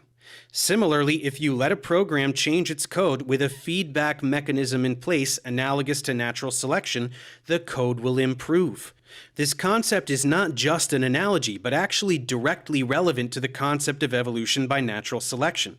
Stevie, do you think we can drop this computer code thing anytime soon? If you're a computer programmer, you know that if you start randomly changing the sections of functional code, you're going to degrade that code long before you ever come up with a new program or operating system. Okay, buddy. Unfortunately for Meyer, it gets much worse than this. He frequently makes the claim that mutations cause degradation. Do you guys understand that? Like, if you have a computer code, say you have 1,000 different computers, all with a computer code, and then each one of them you do a small mutation to the code. Many of those computers are going to crash and the code won't work anymore, and then those don't pass on that code. But the few computers that got a mutation that it still allowed them to be viable in the code, the program to run. Some of them might even run a little bit better. That's the one that gets better. That passes on to all the other computers, and then you keep that process going. The fact that he's either he's dumb and doesn't understand this, or he's purposely lying about it to trick people. Good stuff. It is minutia, yeah, but it's picking up a little bit here with the computer code part. Of information. Mutations degrade information. Yeah, they fundamentally misunderstand the randomness and selection process by the environment. Minds generate information, and therefore, mind provides a better explanation for the origin of information than the Darwinian mechanism. This is one of my favorite sentences Meyer has ever said, because it demonstrates what an unbelievable moron he is. Mutations degrade information is a meaningless sentence that can serve no purpose other than to capitalize on the complete and total ignorance of his viewers toward what DNA is and how gene expression works. For people who don't know what any of these words mean, their personal connotation with the word mutation will probably be a vat of toxic green. Right, autonomous, good point. It's not that we are like computers, it's that computers are like us. And coding is just like a natural phenomena in the universe. Good one. Goo, bad, nasty mutation ooze that dissolves. I know, I was thinking of that too, Jaw. AI evolved itself this way with machine learning. Each replication of itself is slightly better than the last. Now just wait 1,000 years. Exactly. Wait until they have, I think it's AGI or something like that, whatever it's called. Once the AI programs are able to edit themselves and then get better in each new generation, watch that AI evolve itself. Kittens and all of their information. In reality, to anyone who remembers their 9th grade biology, mutations are simply changes in the nucleotide sequence of a gene. For those who are a bit rusty, I have a very short and very clear tutorial on transcription and translation in my biochemistry series. But in short, a gene is transcribed to generate an mRNA, which is then translated to produce a protein. And any change in the sequence found in the gene may result in a change in a particular amino acid in the protein. A different sequence of nucleotides yielding a different sequence of amino acids. That's it. For the organism, some mutations are bad, the vast majority are neutral, and improved function by random mutation is observed in viral and bacterial evolution every single day, both in culture and in vivo. So he would be wrong even if he was talking about cellular function, but he isn't. He said information, again as though referring to some nebulous magical entity that is separate from the DNA itself. Mutations simply change the information. They don't degrade it. And Meyer is profoundly stupid for having said so. He pulls this crap all the time. Unless the chemical letters in the DNA text are sequenced properly, a protein molecule will not form. Nope. And you see, PragerU promotes this guy in this bullshit because they want you to be Noahides. And to be Noahides, you got to believe in Noah, in Genesis, and Adam and Eve. Simple as that. The resulting mRNA has a start codon, the sequence can be literally anything, and the corresponding protein will be produced. Astounding. In all codes and languages, there are vastly more ways of arranging... Zorn Dare Edom sent $5. A good analogy for mutation for lay people is the telephone game. Yeah. Characters. Every bit it changes a little bit, passes down the line. Arrangements that will generate meaningful sequences. And this applies to DNA. Remember, natural selection only selects sequences that random mutations generate. Yet experiments have established that DNA sequences capable of making stable proteins are extremely rare, and thus really hard to stumble on randomly. Even more astounding, he claims sequences that... It's rare for somebody to win the lottery, but people win lotteries all the time. Dude, how is this guy supposed to be some super science expert, writes all these books, goes on all these huge platforms, paraded around like some science genius expert, and I'm me with my like low college level, science courses, am able to debunk this guy like with ease? How is that possible? Produce stable proteins are extremely rare, when in actuality, literally any sequence would produce a protein that is perfectly stable. There is nothing inherently unstable about proteins. Again, as long as there is a start codon present in the resulting mRNA so that translation can begin, the rest of the sequence is irrelevant. Every possible 3-letter sequence is a codon that corresponds to an amino acid. So no matter what the sequence, a protein will be produced. And proteins don't just fall apart for no reason, no matter what the sequence of amino acids. So any sequence will result in a stable protein. This so few stable proteins thing is an even dumber lie than the lie he meant to tell, which is that very few proteins have biological function. This is obviously what he meant because this is what he goes on to talk about. How rare? Correct. While working at Cambridge University, molecular biologist Douglas Axe showed that for every DNA sequence that generates a relatively short functional protein, there are 10 to the 77th power non-functional sequences.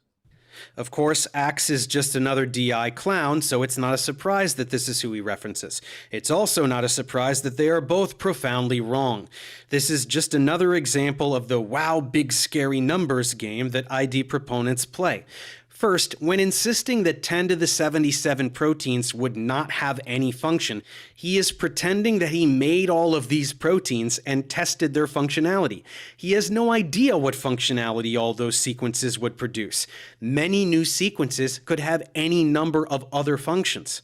What they mean to say is that all those other proteins would not have this particular function held by the protein in question, which is also unbelievably wrong. If a protein, such as an enzyme, has a particular sequence, they would have you believe that this is the only sequence that would result in this function. That's ridiculous. There are hundreds of amino acid residues in a protein, and most of them could be many different amino acids. Anyone who thinks switching one random leucine to isoleucine would result in a non-functional protein is an idiot. A dramatic change from a hydrophobic to hydrophilic residue, for example, might change the folding pattern slightly, and this may or may not change binding affinity, which could become worse or better.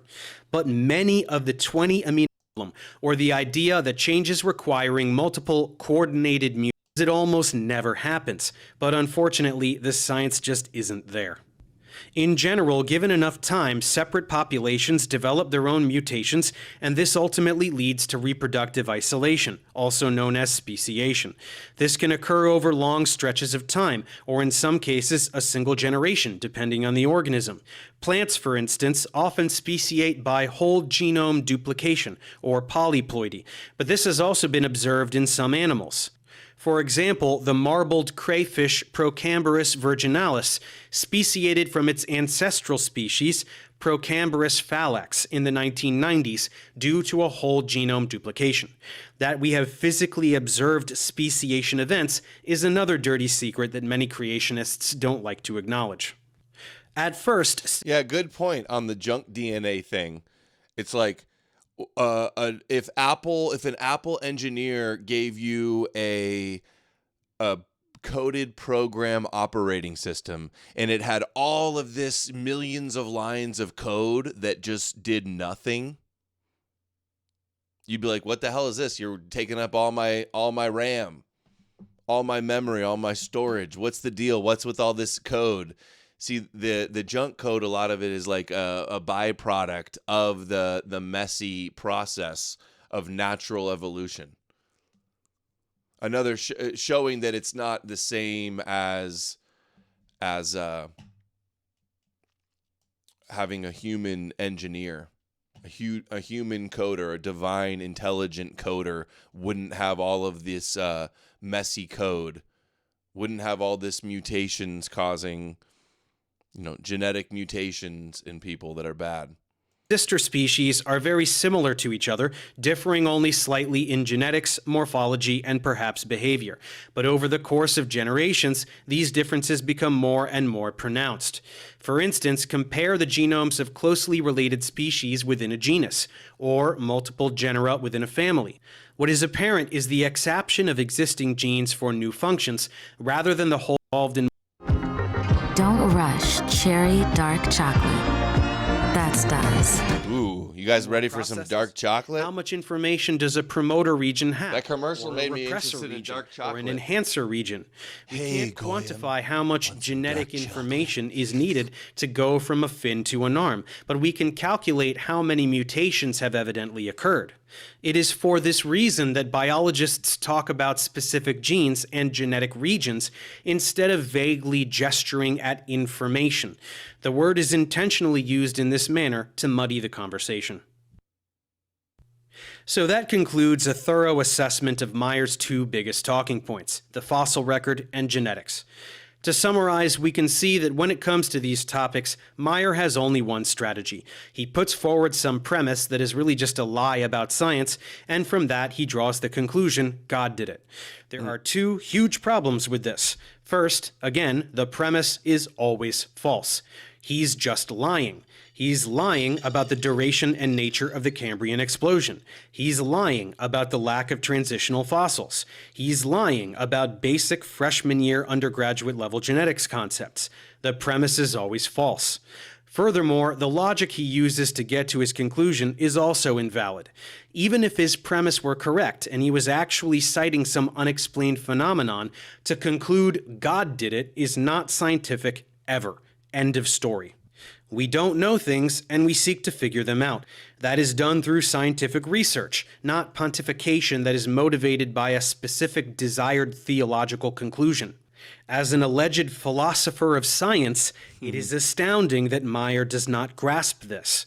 It is also astounding how many ways these DI folks can dress up the God of the Gaps in different costumes, to fill not just temporary gaps in human knowledge, but gaps in their own personal knowledge, which could quickly be rectified by learning about existing science.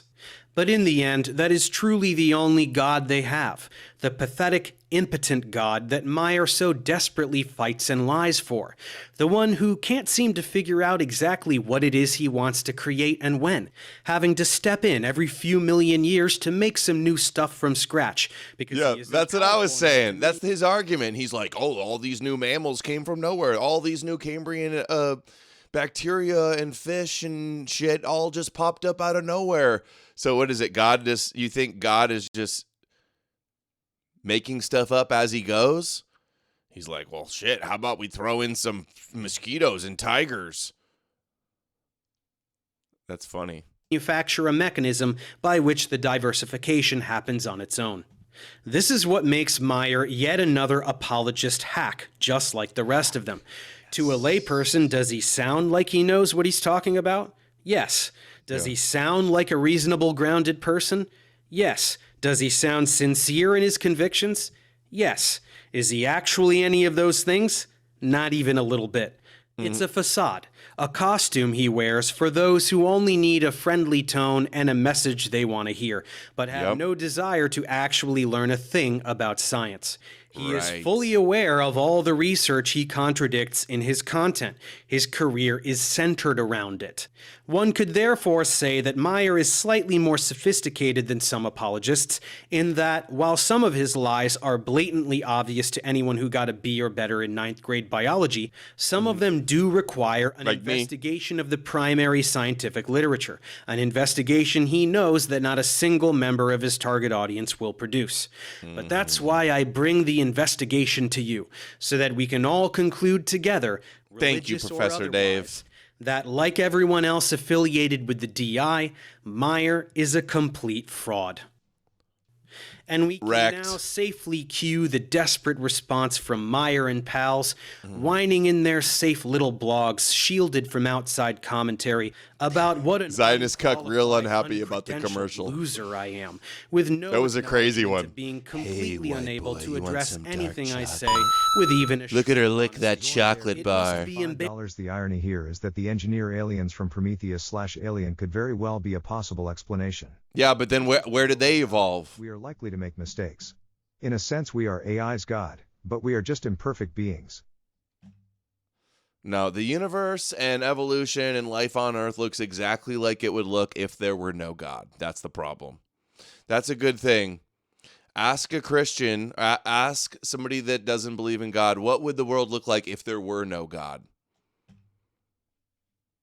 Embarrassing to get so thoroughly exposed and humiliated by someone with such a poor pedigree, isn't it, fellas? So that's it. I hope you enjoyed part 2 of this series exposing. It was a little tedious, I gotta say. Here, let's do a little Dawkins palate cleanser with Dawkins. Preacher and the High Priest, our Lord and Savior, Richard Dawkins. My Lord and Savior.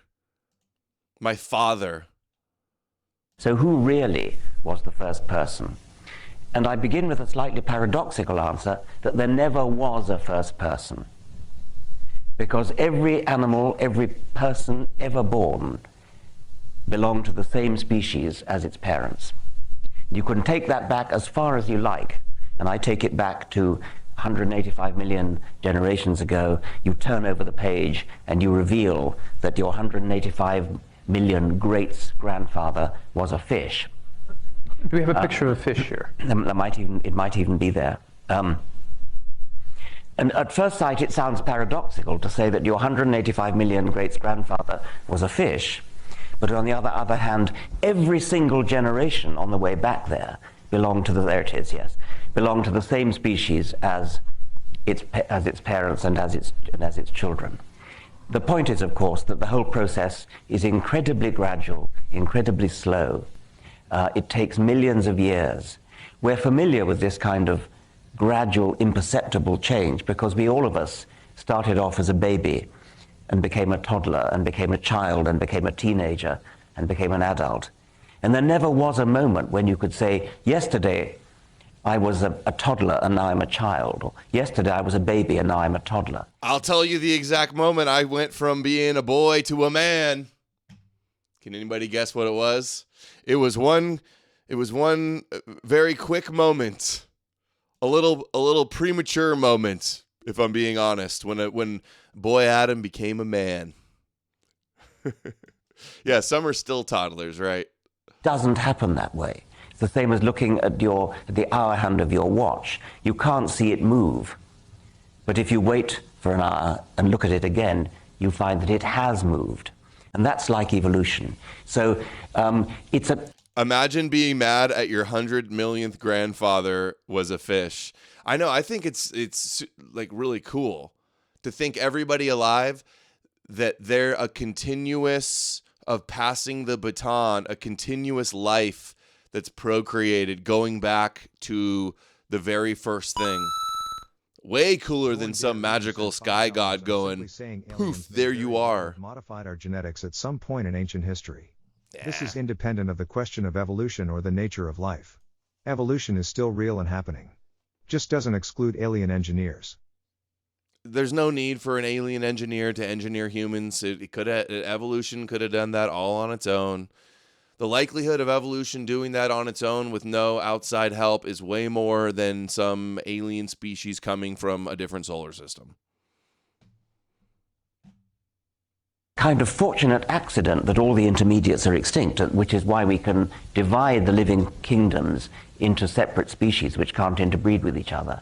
But if all the ancestors were still alive, then there would be a complete continuum between every creature and every other creature, going back to the common ancestor and then forward again. And lo and behold, now that we have genetics and can do genetic tests, hey, do you believe ancestry tests are real? Do you believe parenting genetic tests are real?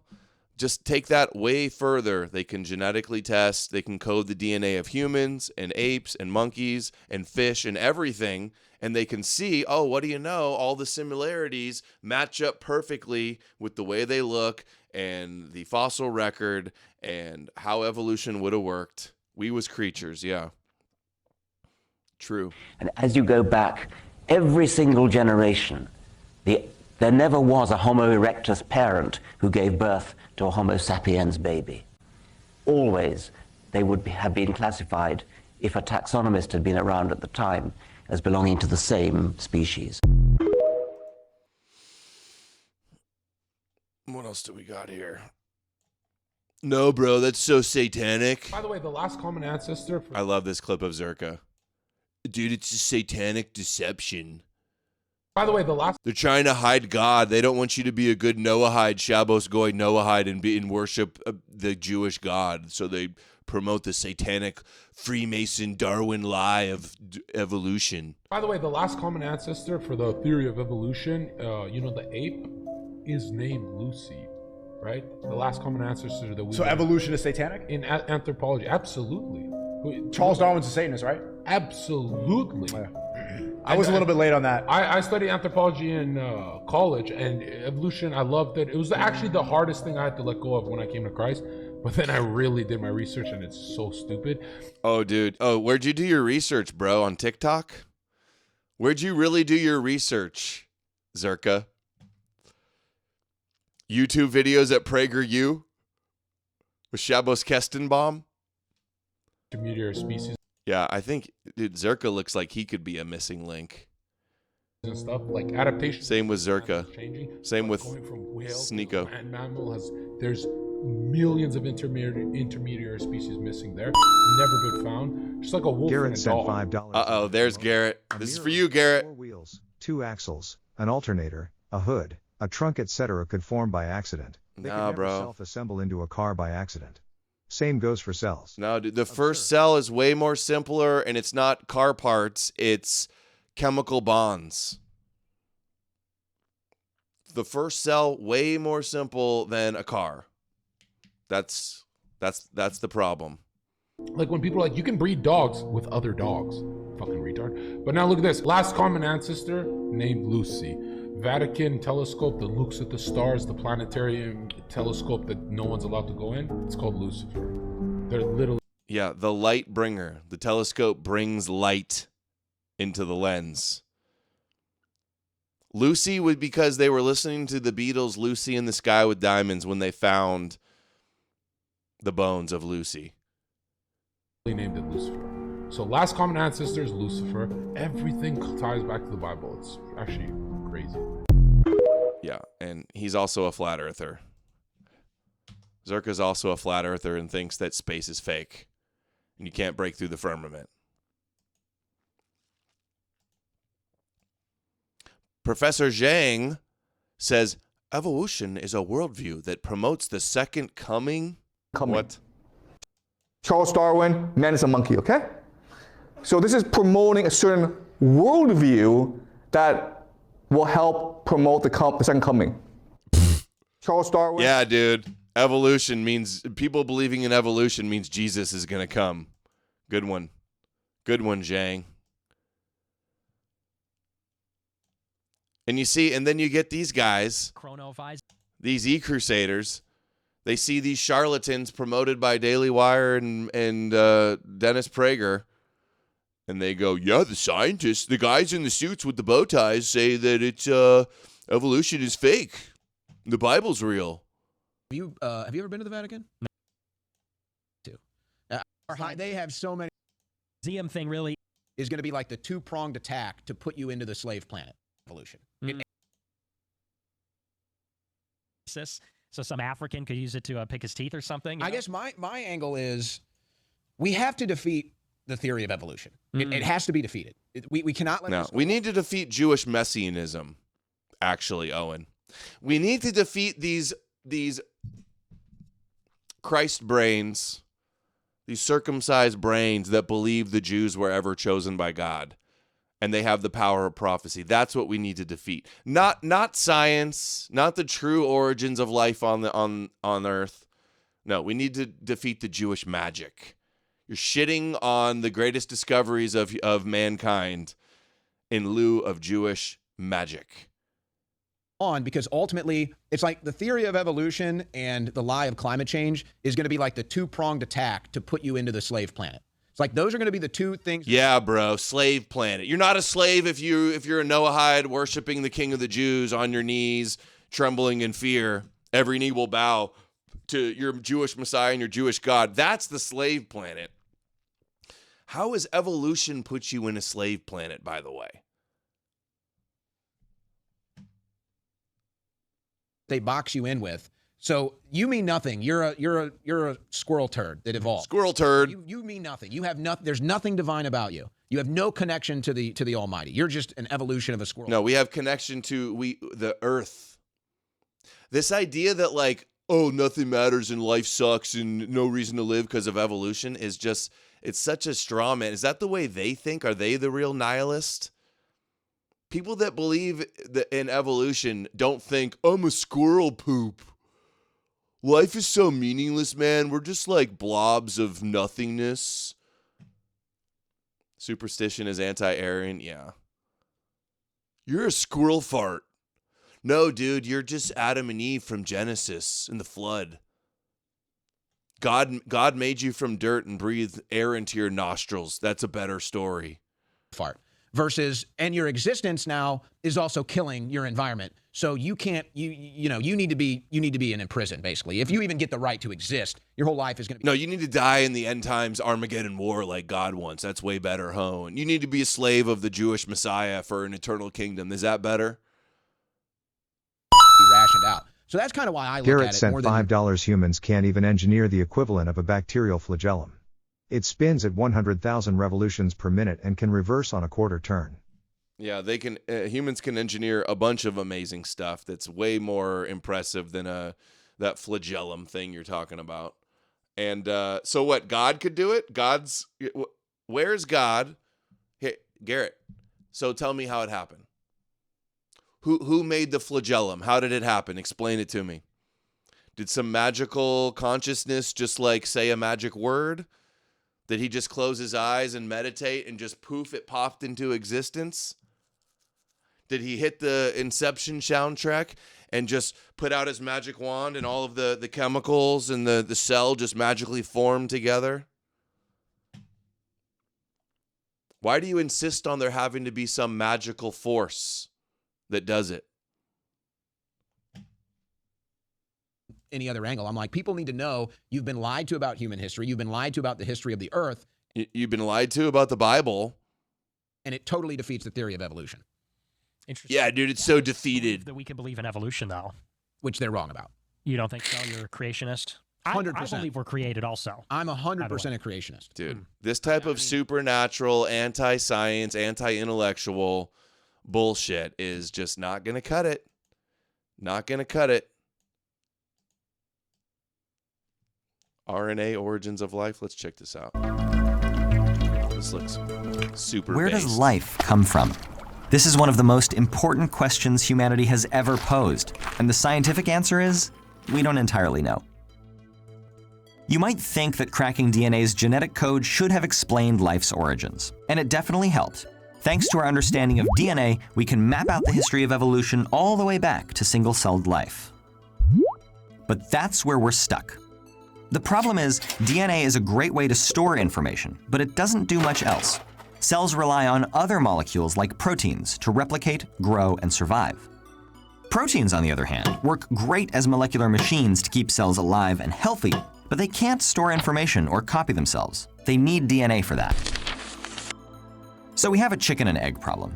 DNA needs proteins to function, and proteins need DNA to exist. So which came first? Which molecule made life possible? Well, there's a third type of molecule that may hold the answer: RNA. Most scientists think that RNA came first because RNA can do two jobs: store information and perform various functions that keep cells alive. This idea that RNA came first is called the RNA world hypothesis. RNA world suggests that billions of years ago, in some primordial soup of molecules, a self-replicating RNA formed. This may have happened in volcanic vents deep on the ocean floor, or perhaps clay clumps brought the necessary chemical building blocks together. Some scientists have even speculated that early RNAs formed on Mars and hitched a ride on an asteroid to our planet. One way or another, self-replicating RNAs emerged, multiplied, and evolved. Over millions of years, they developed into a legion of molecular machines. And you see all of these things, a couple chemicals lining up together, is not like how Christians explain it, like a cell would be if a tornado hit a junkyard and a Mercedes-Benz came apart. Like, it's not nowhere near that complex. And that's the bullshit they say. Microscopic proto-life forms blossomed and competed. The best collections of code lived on, and the weaker ones died out. Survival of the fittest was the name of the game. This competition for survival eventually led RNAs to evolve the ability to build strong, stable proteins, which excelled at carrying out complex biological processes. And somewhere along the line, some critical RNAs... Natural chemical bonds. Chat says magnetism. I'm not sure if it's magnetism that does the bonds, but you guys know how chemical reactions work, chemical bonds work. I like I said on the show yesterday, look at a bunch of bubbles, the way they connect together and create like a multi-bubble. That happens on the very small scale of different chemicals. Mutated into the familiar double helix of DNA. DNA became a stable archive of genetic information that stored blueprints for the most successful RNA and protein molecules. Why does the world... Life became more complex over trillions of tiny steps and happy accidents. And all the while, the RNA lineup grew alongside lengthening genomes of DNA and complex proteins. And it's all still happening. Smart bubbles. Your body. RNAs have adapted to become the Swiss Army knives of our cells. Today, they can slice, dice, catalyze, build, destroy, code, replicate, and transform. A remarkable diversity from the simplest of beginnings, a single self-replicating RNA molecule. Okay, so there's that, no magic required, or there's the Jewish version. Should we do the Jewish version to compare?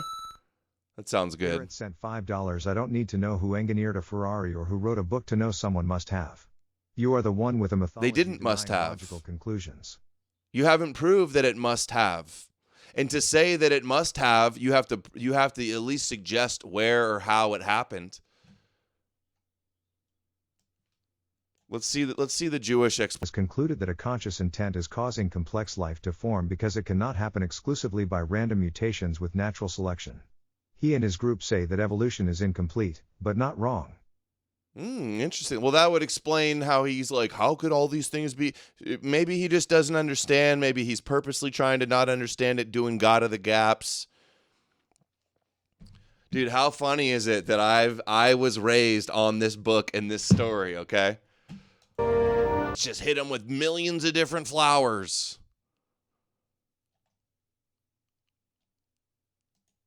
You looking for a car detailer? Yo, you looking for a detail? This guy polished up a vintage car. Yo.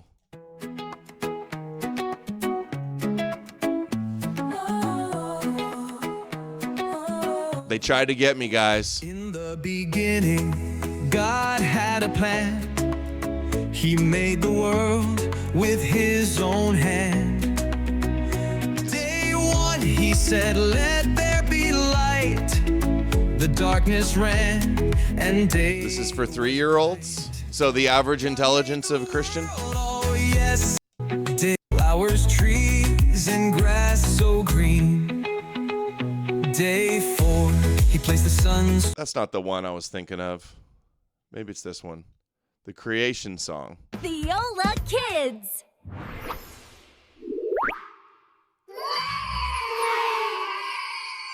Feel bad for all the kids. Join the Yola and friends as we. God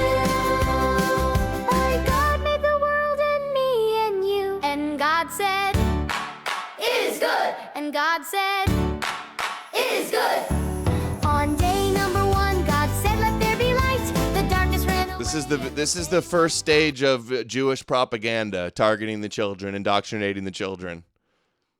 Christian karaoke night with No More News? No.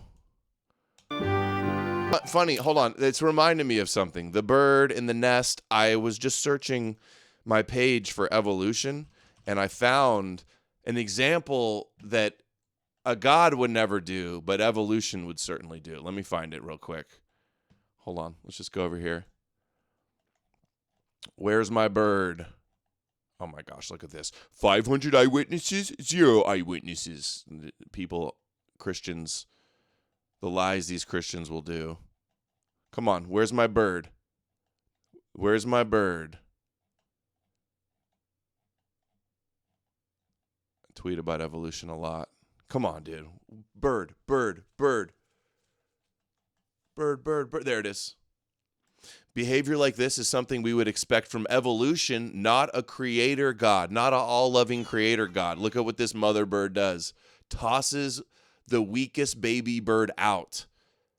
And that instinct developed because the survival of the remaining birds increased, so that behavior was, through evolution, that behavior gave these babies an advantage to pass on and have the gene to be so insensitive and careless and get rid of, sacrifice one of their weaker babies.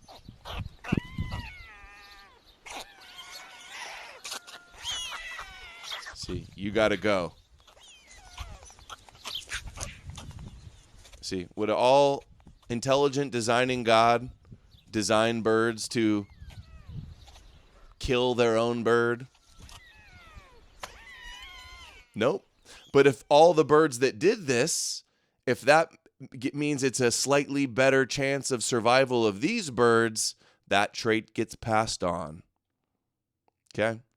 Base stork eugenics, mom maxing. Exactly. All loving Bible God would do this? No.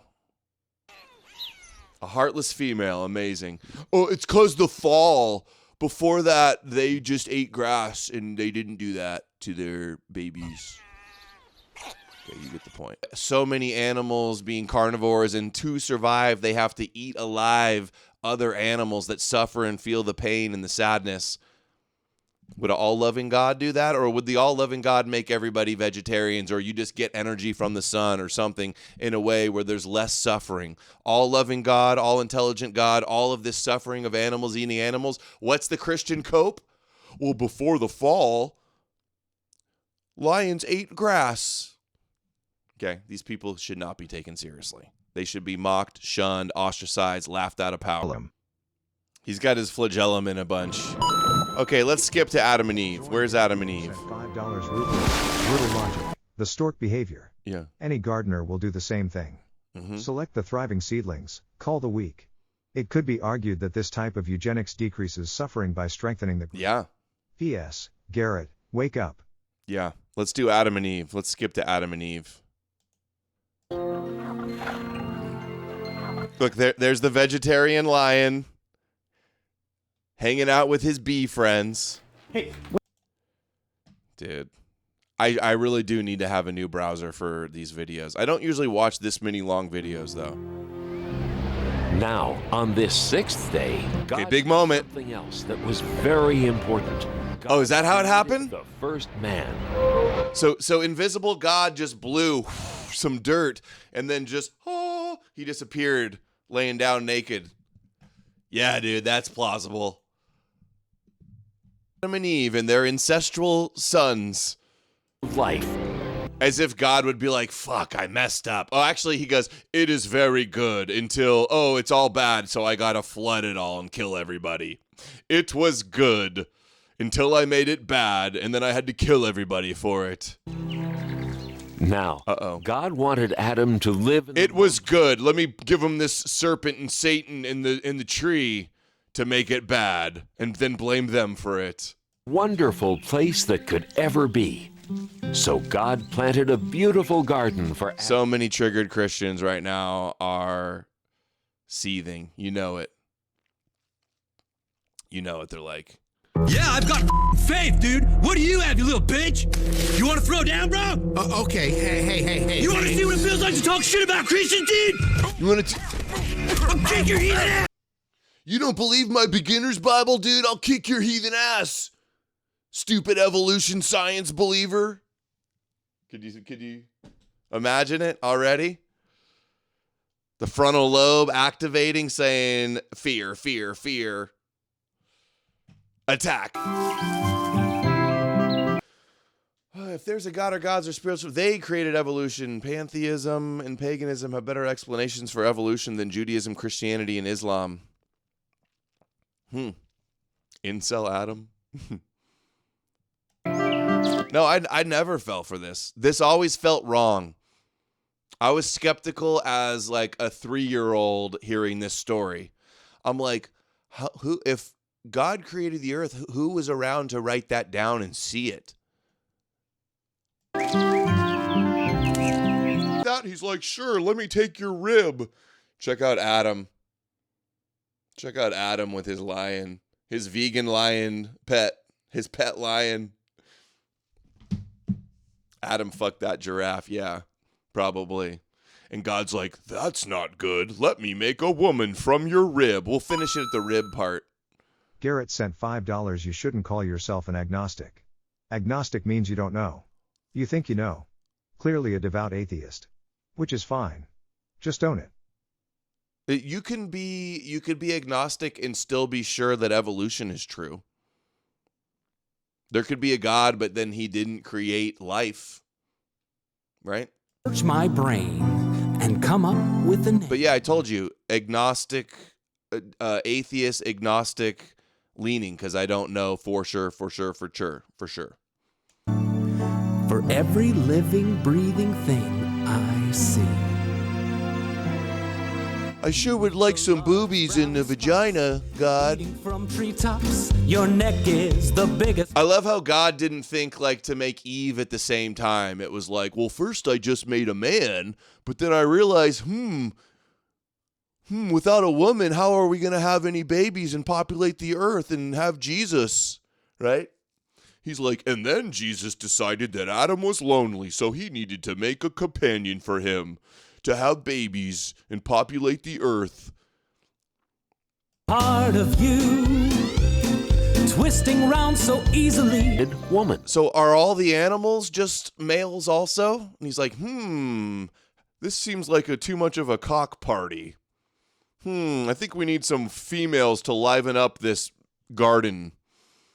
If this is going to go anywhere, I think I'm going to need some females in some wombs. James_Hendon sent $25. Toughest debate you've ever had?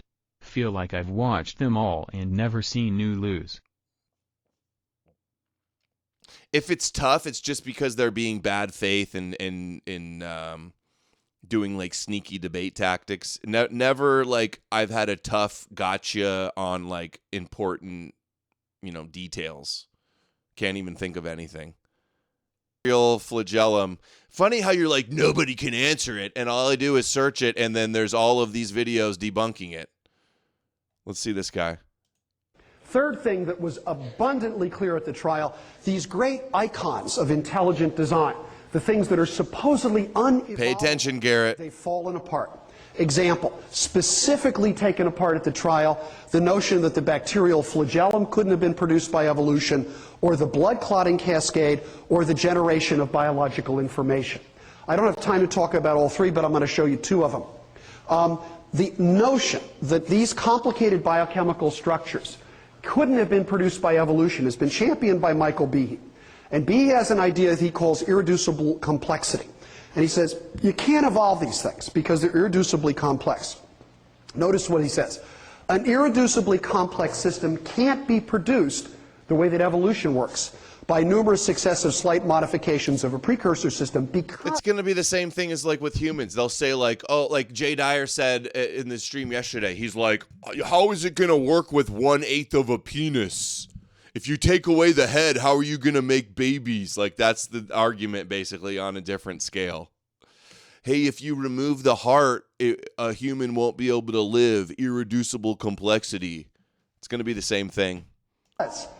Any precursor to an irreducibly complex system that is missing a part is by definition non-functional. These are multi-part systems. And he's basically telling you that the 30 or 40 proteins that are in here, they all have to be together or there's no function.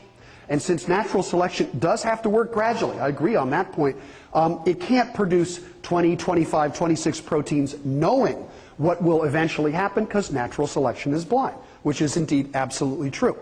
So the poster child for intelligent design by any standard, it shows up so often, it really could be called the poster child, is in fact the bacterial flagellum. This was mentioned so often in the trial that the judge, probably from fatigue, got a little sarcastic about it. One of the attorneys said, Your Honor, when we reconvene, we're going to talk again about the bacterial flagellum. And the judge at one point said, oh, goody. So they had a trial. It was probably a fight over to teach intelligent design in schools that the Christian groups were doing. And they apparently debunked this, and that's why they said, no, not allowed in the schools. The last expert witness for the Board of Education, a biochemist named Scott Minnick from the University of Idaho, was called up to the stands to talk about this. And since Behe had talked about it, the lawyers had talked about it, and they had argued about it, and I had talked about it, as I'm going to show you here, for a second, Minnick got up there, and he said he was going to talk about the bacterial flagellum, and the judge deadpanned, well, we've heard that before, and Minnick turned to him, this is the best line of the trial, Minnick turned to him and said, you know, Your Honor, I sort of feel like Zsa Zsa Gabor's fifth husband. I know what to do, I just don't know how to make it exciting.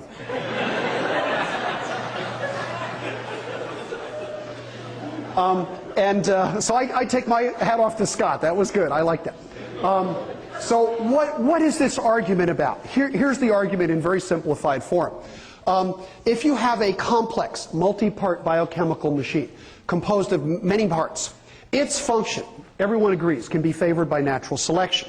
But the argument is that evolution can't produce them because the individual parts have no function of their own. That's what irreducible complexity means. So natural selection can't make this, doesn't have any function. Can't make that, can't make that. Therefore, you can't evolve a structure like this. Now, how does evolution explain something like that? Well, ever since Darwin, we've had a very good explanation. And that is these complicated machines, they don't arise from scratch. They arise from combinations of components that have different functions, functions of their own. And the components originate with functions of their own as well. Therefore, natural selection. Oh, imagine that. The components that make this motor had other functions on their own in earlier stages of evolution. Irreducible is false. Parts have other functions. A key flaw, many flagellum components work perfectly well in simpler systems. Molecular syringe used by bacteria to inject toxins. By the way, this is a Michael Behe Discovery Institute. It's the same Christian institute that's promoting this Meyer, and James Tour. Garrett, you're falling for Christian apologist bullshit. Is that not clear yet?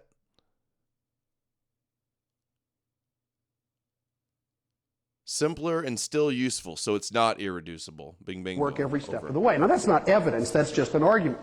But the beauty of this is we can now hold these two ideas up against each other, and we can say, who's right? If irreducible complexity is right, then the parts of these machines should be absolutely useless. But if evolution is right, we should be able to take these machines, look at their parts, and discover, wow, they do other jobs. So let's go ahead and do that. Let's take the bacterial flagellum. So if we start with the flagellum, here it is, and these drawings name the genes and the proteins in the flagellum, and we say, let's take away a whole bunch of the parts. How many? Not 1, not 5, not 10. Let's take 40 of its 50 parts away. Now watch very carefully, because I'm going to do that experiment right there. There it goes. The parts are all gone, and I have left 10 parts that span the membrane.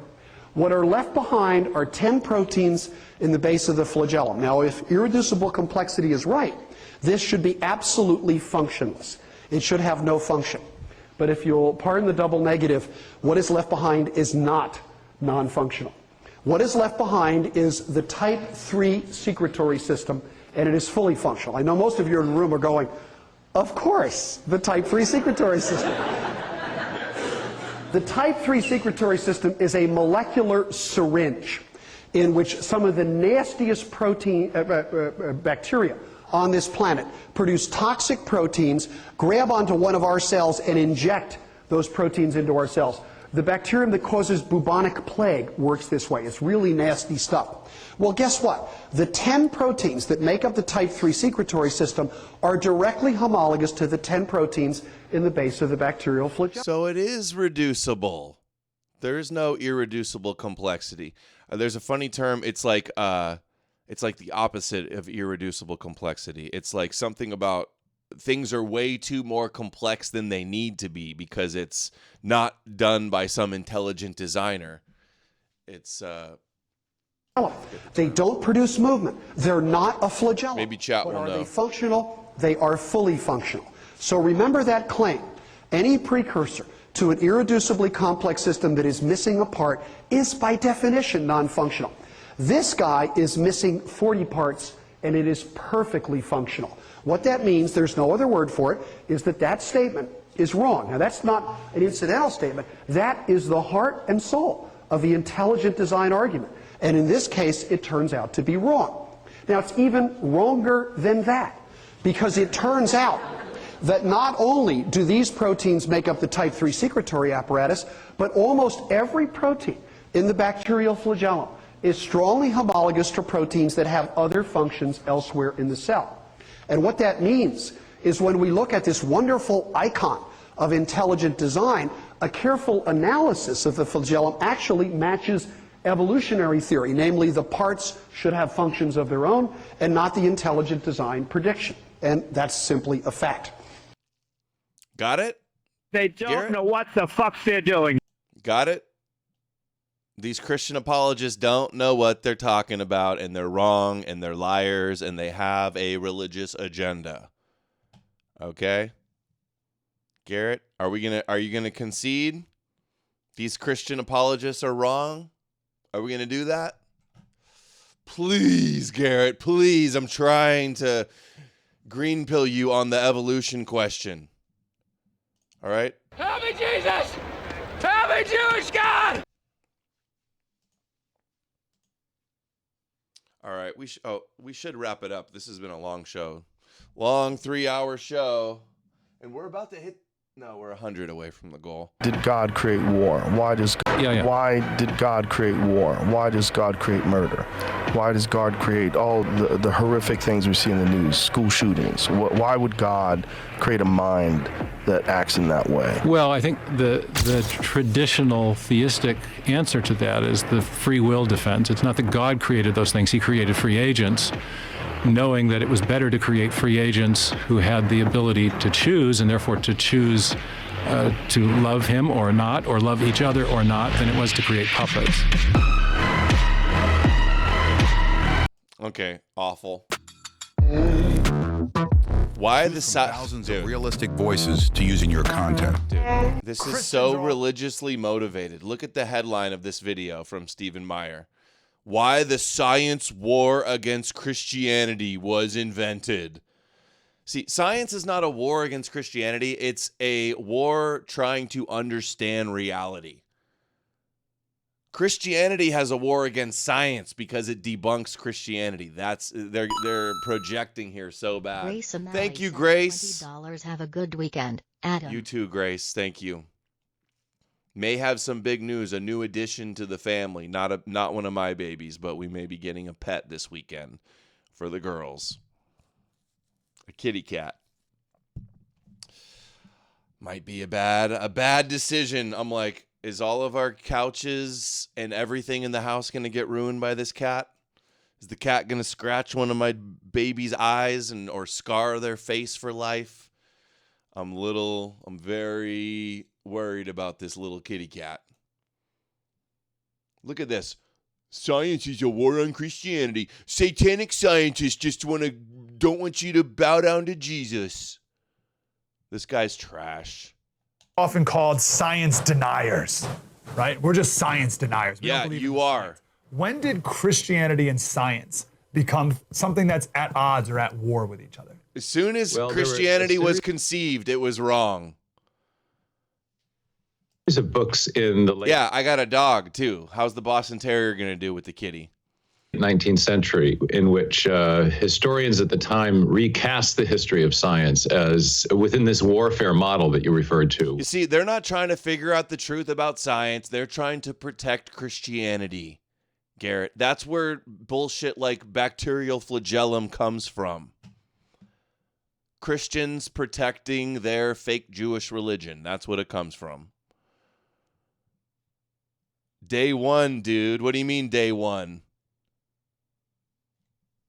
The cats are going to get along with the dog day one? I hope. One book was called The History of the Warfare Between Christianity and Science. And these were really works. Intelligent design. God makes us with foreskins and goes, hey, you got to get rid of those. Oopsies. Can I get a take back? Control-Alt-Z on the foreskins. My bad. Almost perfect. Can you just take a little off the top for God? Of science, because if you go back to the founding of modern science in the period that historians call the scientific revolution between, say, 1500 and 1750, even stretching back into the late Catholic Middle Ages, you find that the foundations of You're not getting honesty about Christian apologetics or Jesus mythicism or evolution or any of these things from biased Christians with the religious agenda. Science were laid by deeply religious men who believed that what they were doing was actually studying nature for the glory of God. And they had a watchword during this period of time. I'm talking about people like Newton and Galileo and Kepler and Robert Boyle. And they believed that nature was intelligible and could be understood because it had been made by a rational intellect, namely God, who had also imbued rationality in us. We were made in God's image. And so we could understand the rationality, the order, and the design that had been built into nature. That was the founding premise of modern science. And there were systematic methods of studying nature that developed during this time that reflected that Judeo-Christian worldview. And the concept of nature being a creation. Judeo-Christian. Ooh. that was contingent on the will of a creator. Rough for the We had to go out and E-Crusaders. look at it to see how it was actually put together, rather than just doing armchair philosophizing as many of the Greeks did.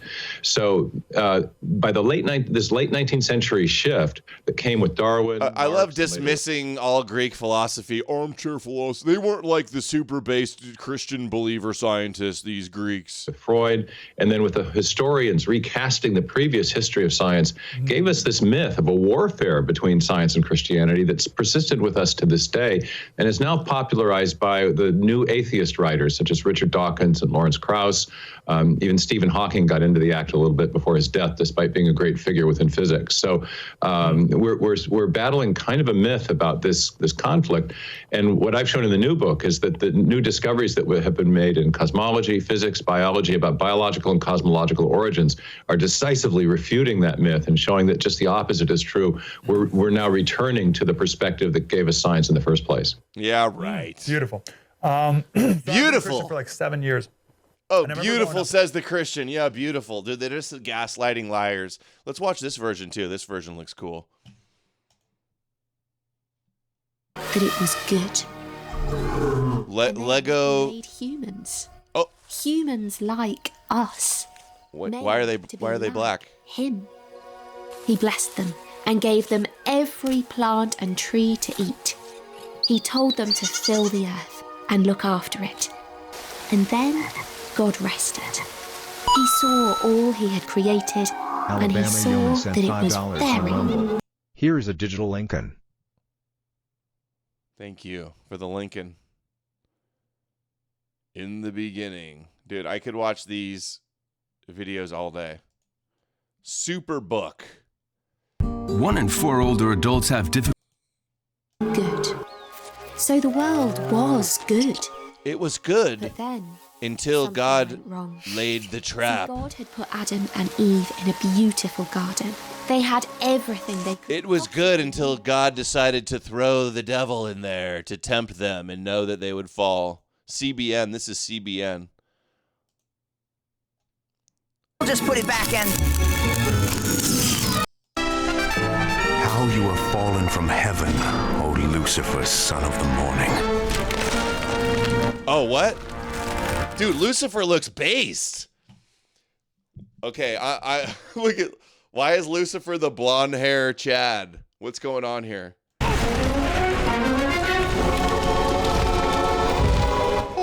The sound effects just like, dude, the sound of the score is just like I imagined. Star Wars theme, heavenly fight. And for that, you shall be banished.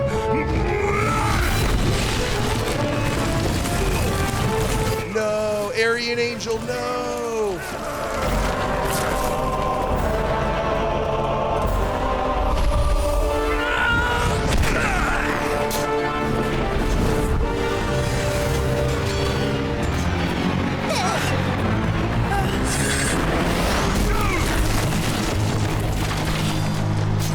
Whoa, why is there a robot?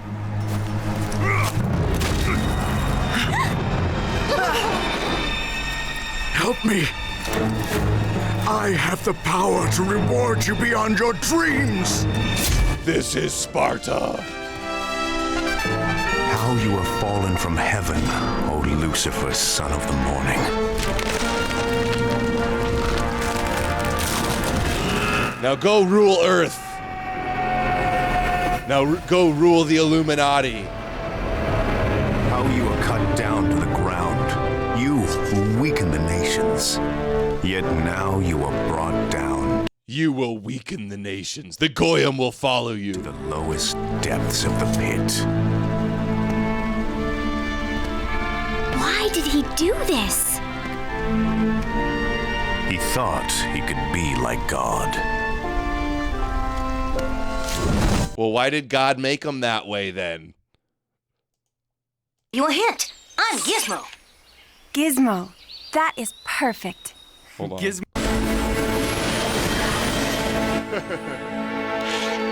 Where are we now? Is this still heaven? We call this Eden. I am Adam. And I am called Eve. Why aren't they wearing clothes? I don't know. Just deal with it.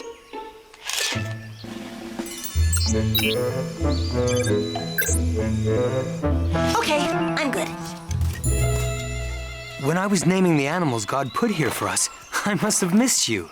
I'm Chris. And I'm Joy. And I'm... No, wait. I will come up with something. You are... I'll give you a hint. I'm Gizmo. Gizmo. That is perfect. Gizmo it is. Yes, it is. Now what's your... It's here.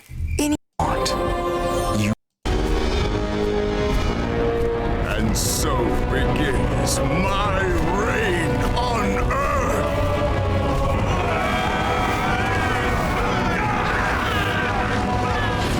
And now we have adults today like Tucker and Alex Jones and Joe Rogan like, dude, we got to read the book of Enoch, man. There's demons everywhere. They're fallen angels, Nephilim, secret Satanists.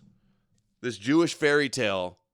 It's cartoonish that anybody believes this stupid shit. Denying all reality and genius scientists discovering the true origins of the earth and the universe and life. And they reject all that and arrogantly think, oh no, I believe these Christian and Jewish books. All right. That is all we have for today, guys. I'm going to wrap it up. I need to go get something to eat. Thank you for all the donos. Good support today. Appreciate you guys for turning out on the Friday stream. Like, share, subscribe. You know what to do. Sign up for the Substack. We're doing the... Ooh. We might have to have a postpone Anonymous sent $50 check. tithes. Bloody tithes. Yes! 3-hour show, Adam has Let's to hit the go. Thank you so Help much. me, Jesus! Oops, wrong one. Thank you so much. You guys are amazing. Cat Fund. Litterbox Fund. Yeah, I don't know if we're doing the Sunday thing. I don't think I'm going to make it back in time, probably. Sunday's going to be cat day. I'm not sure I'm going to be able to get back in time for the Zoom call, so I might have to do that Monday or sometime this week. Anyway, like, share, subscribe, clip the show, spread the link. Garrett, are we done with bacterial flagellum and intelligent design yet? Please tell me. Tell me in the chat, E for evolution or G for Genesis? What do you believe? E for evolution, G for Genesis. If you had to choose, gun to your head, I want to see it. And I want to hear your thoughts in the comments as well. Hail Aryan Chad, Lucifer, says Real Vision. Dude, did they have to make Lucifer look like such a Chad? It looks like a Targaryen Chad. All right, all E's, love to see it. Love to see it. All right, where's our Chad Lucifer? Bro. Sick wings, bro. I like your wings. All right, guys. Have a nice weekend. Shalom. Happy Shabbat. And I will see you guys. I know toxoplasmosis. Yeah, I'm worried about the cat. What is that called? Cat lady disease. All right, you guys. Take care. Have a nice weekend. And I will see you soon.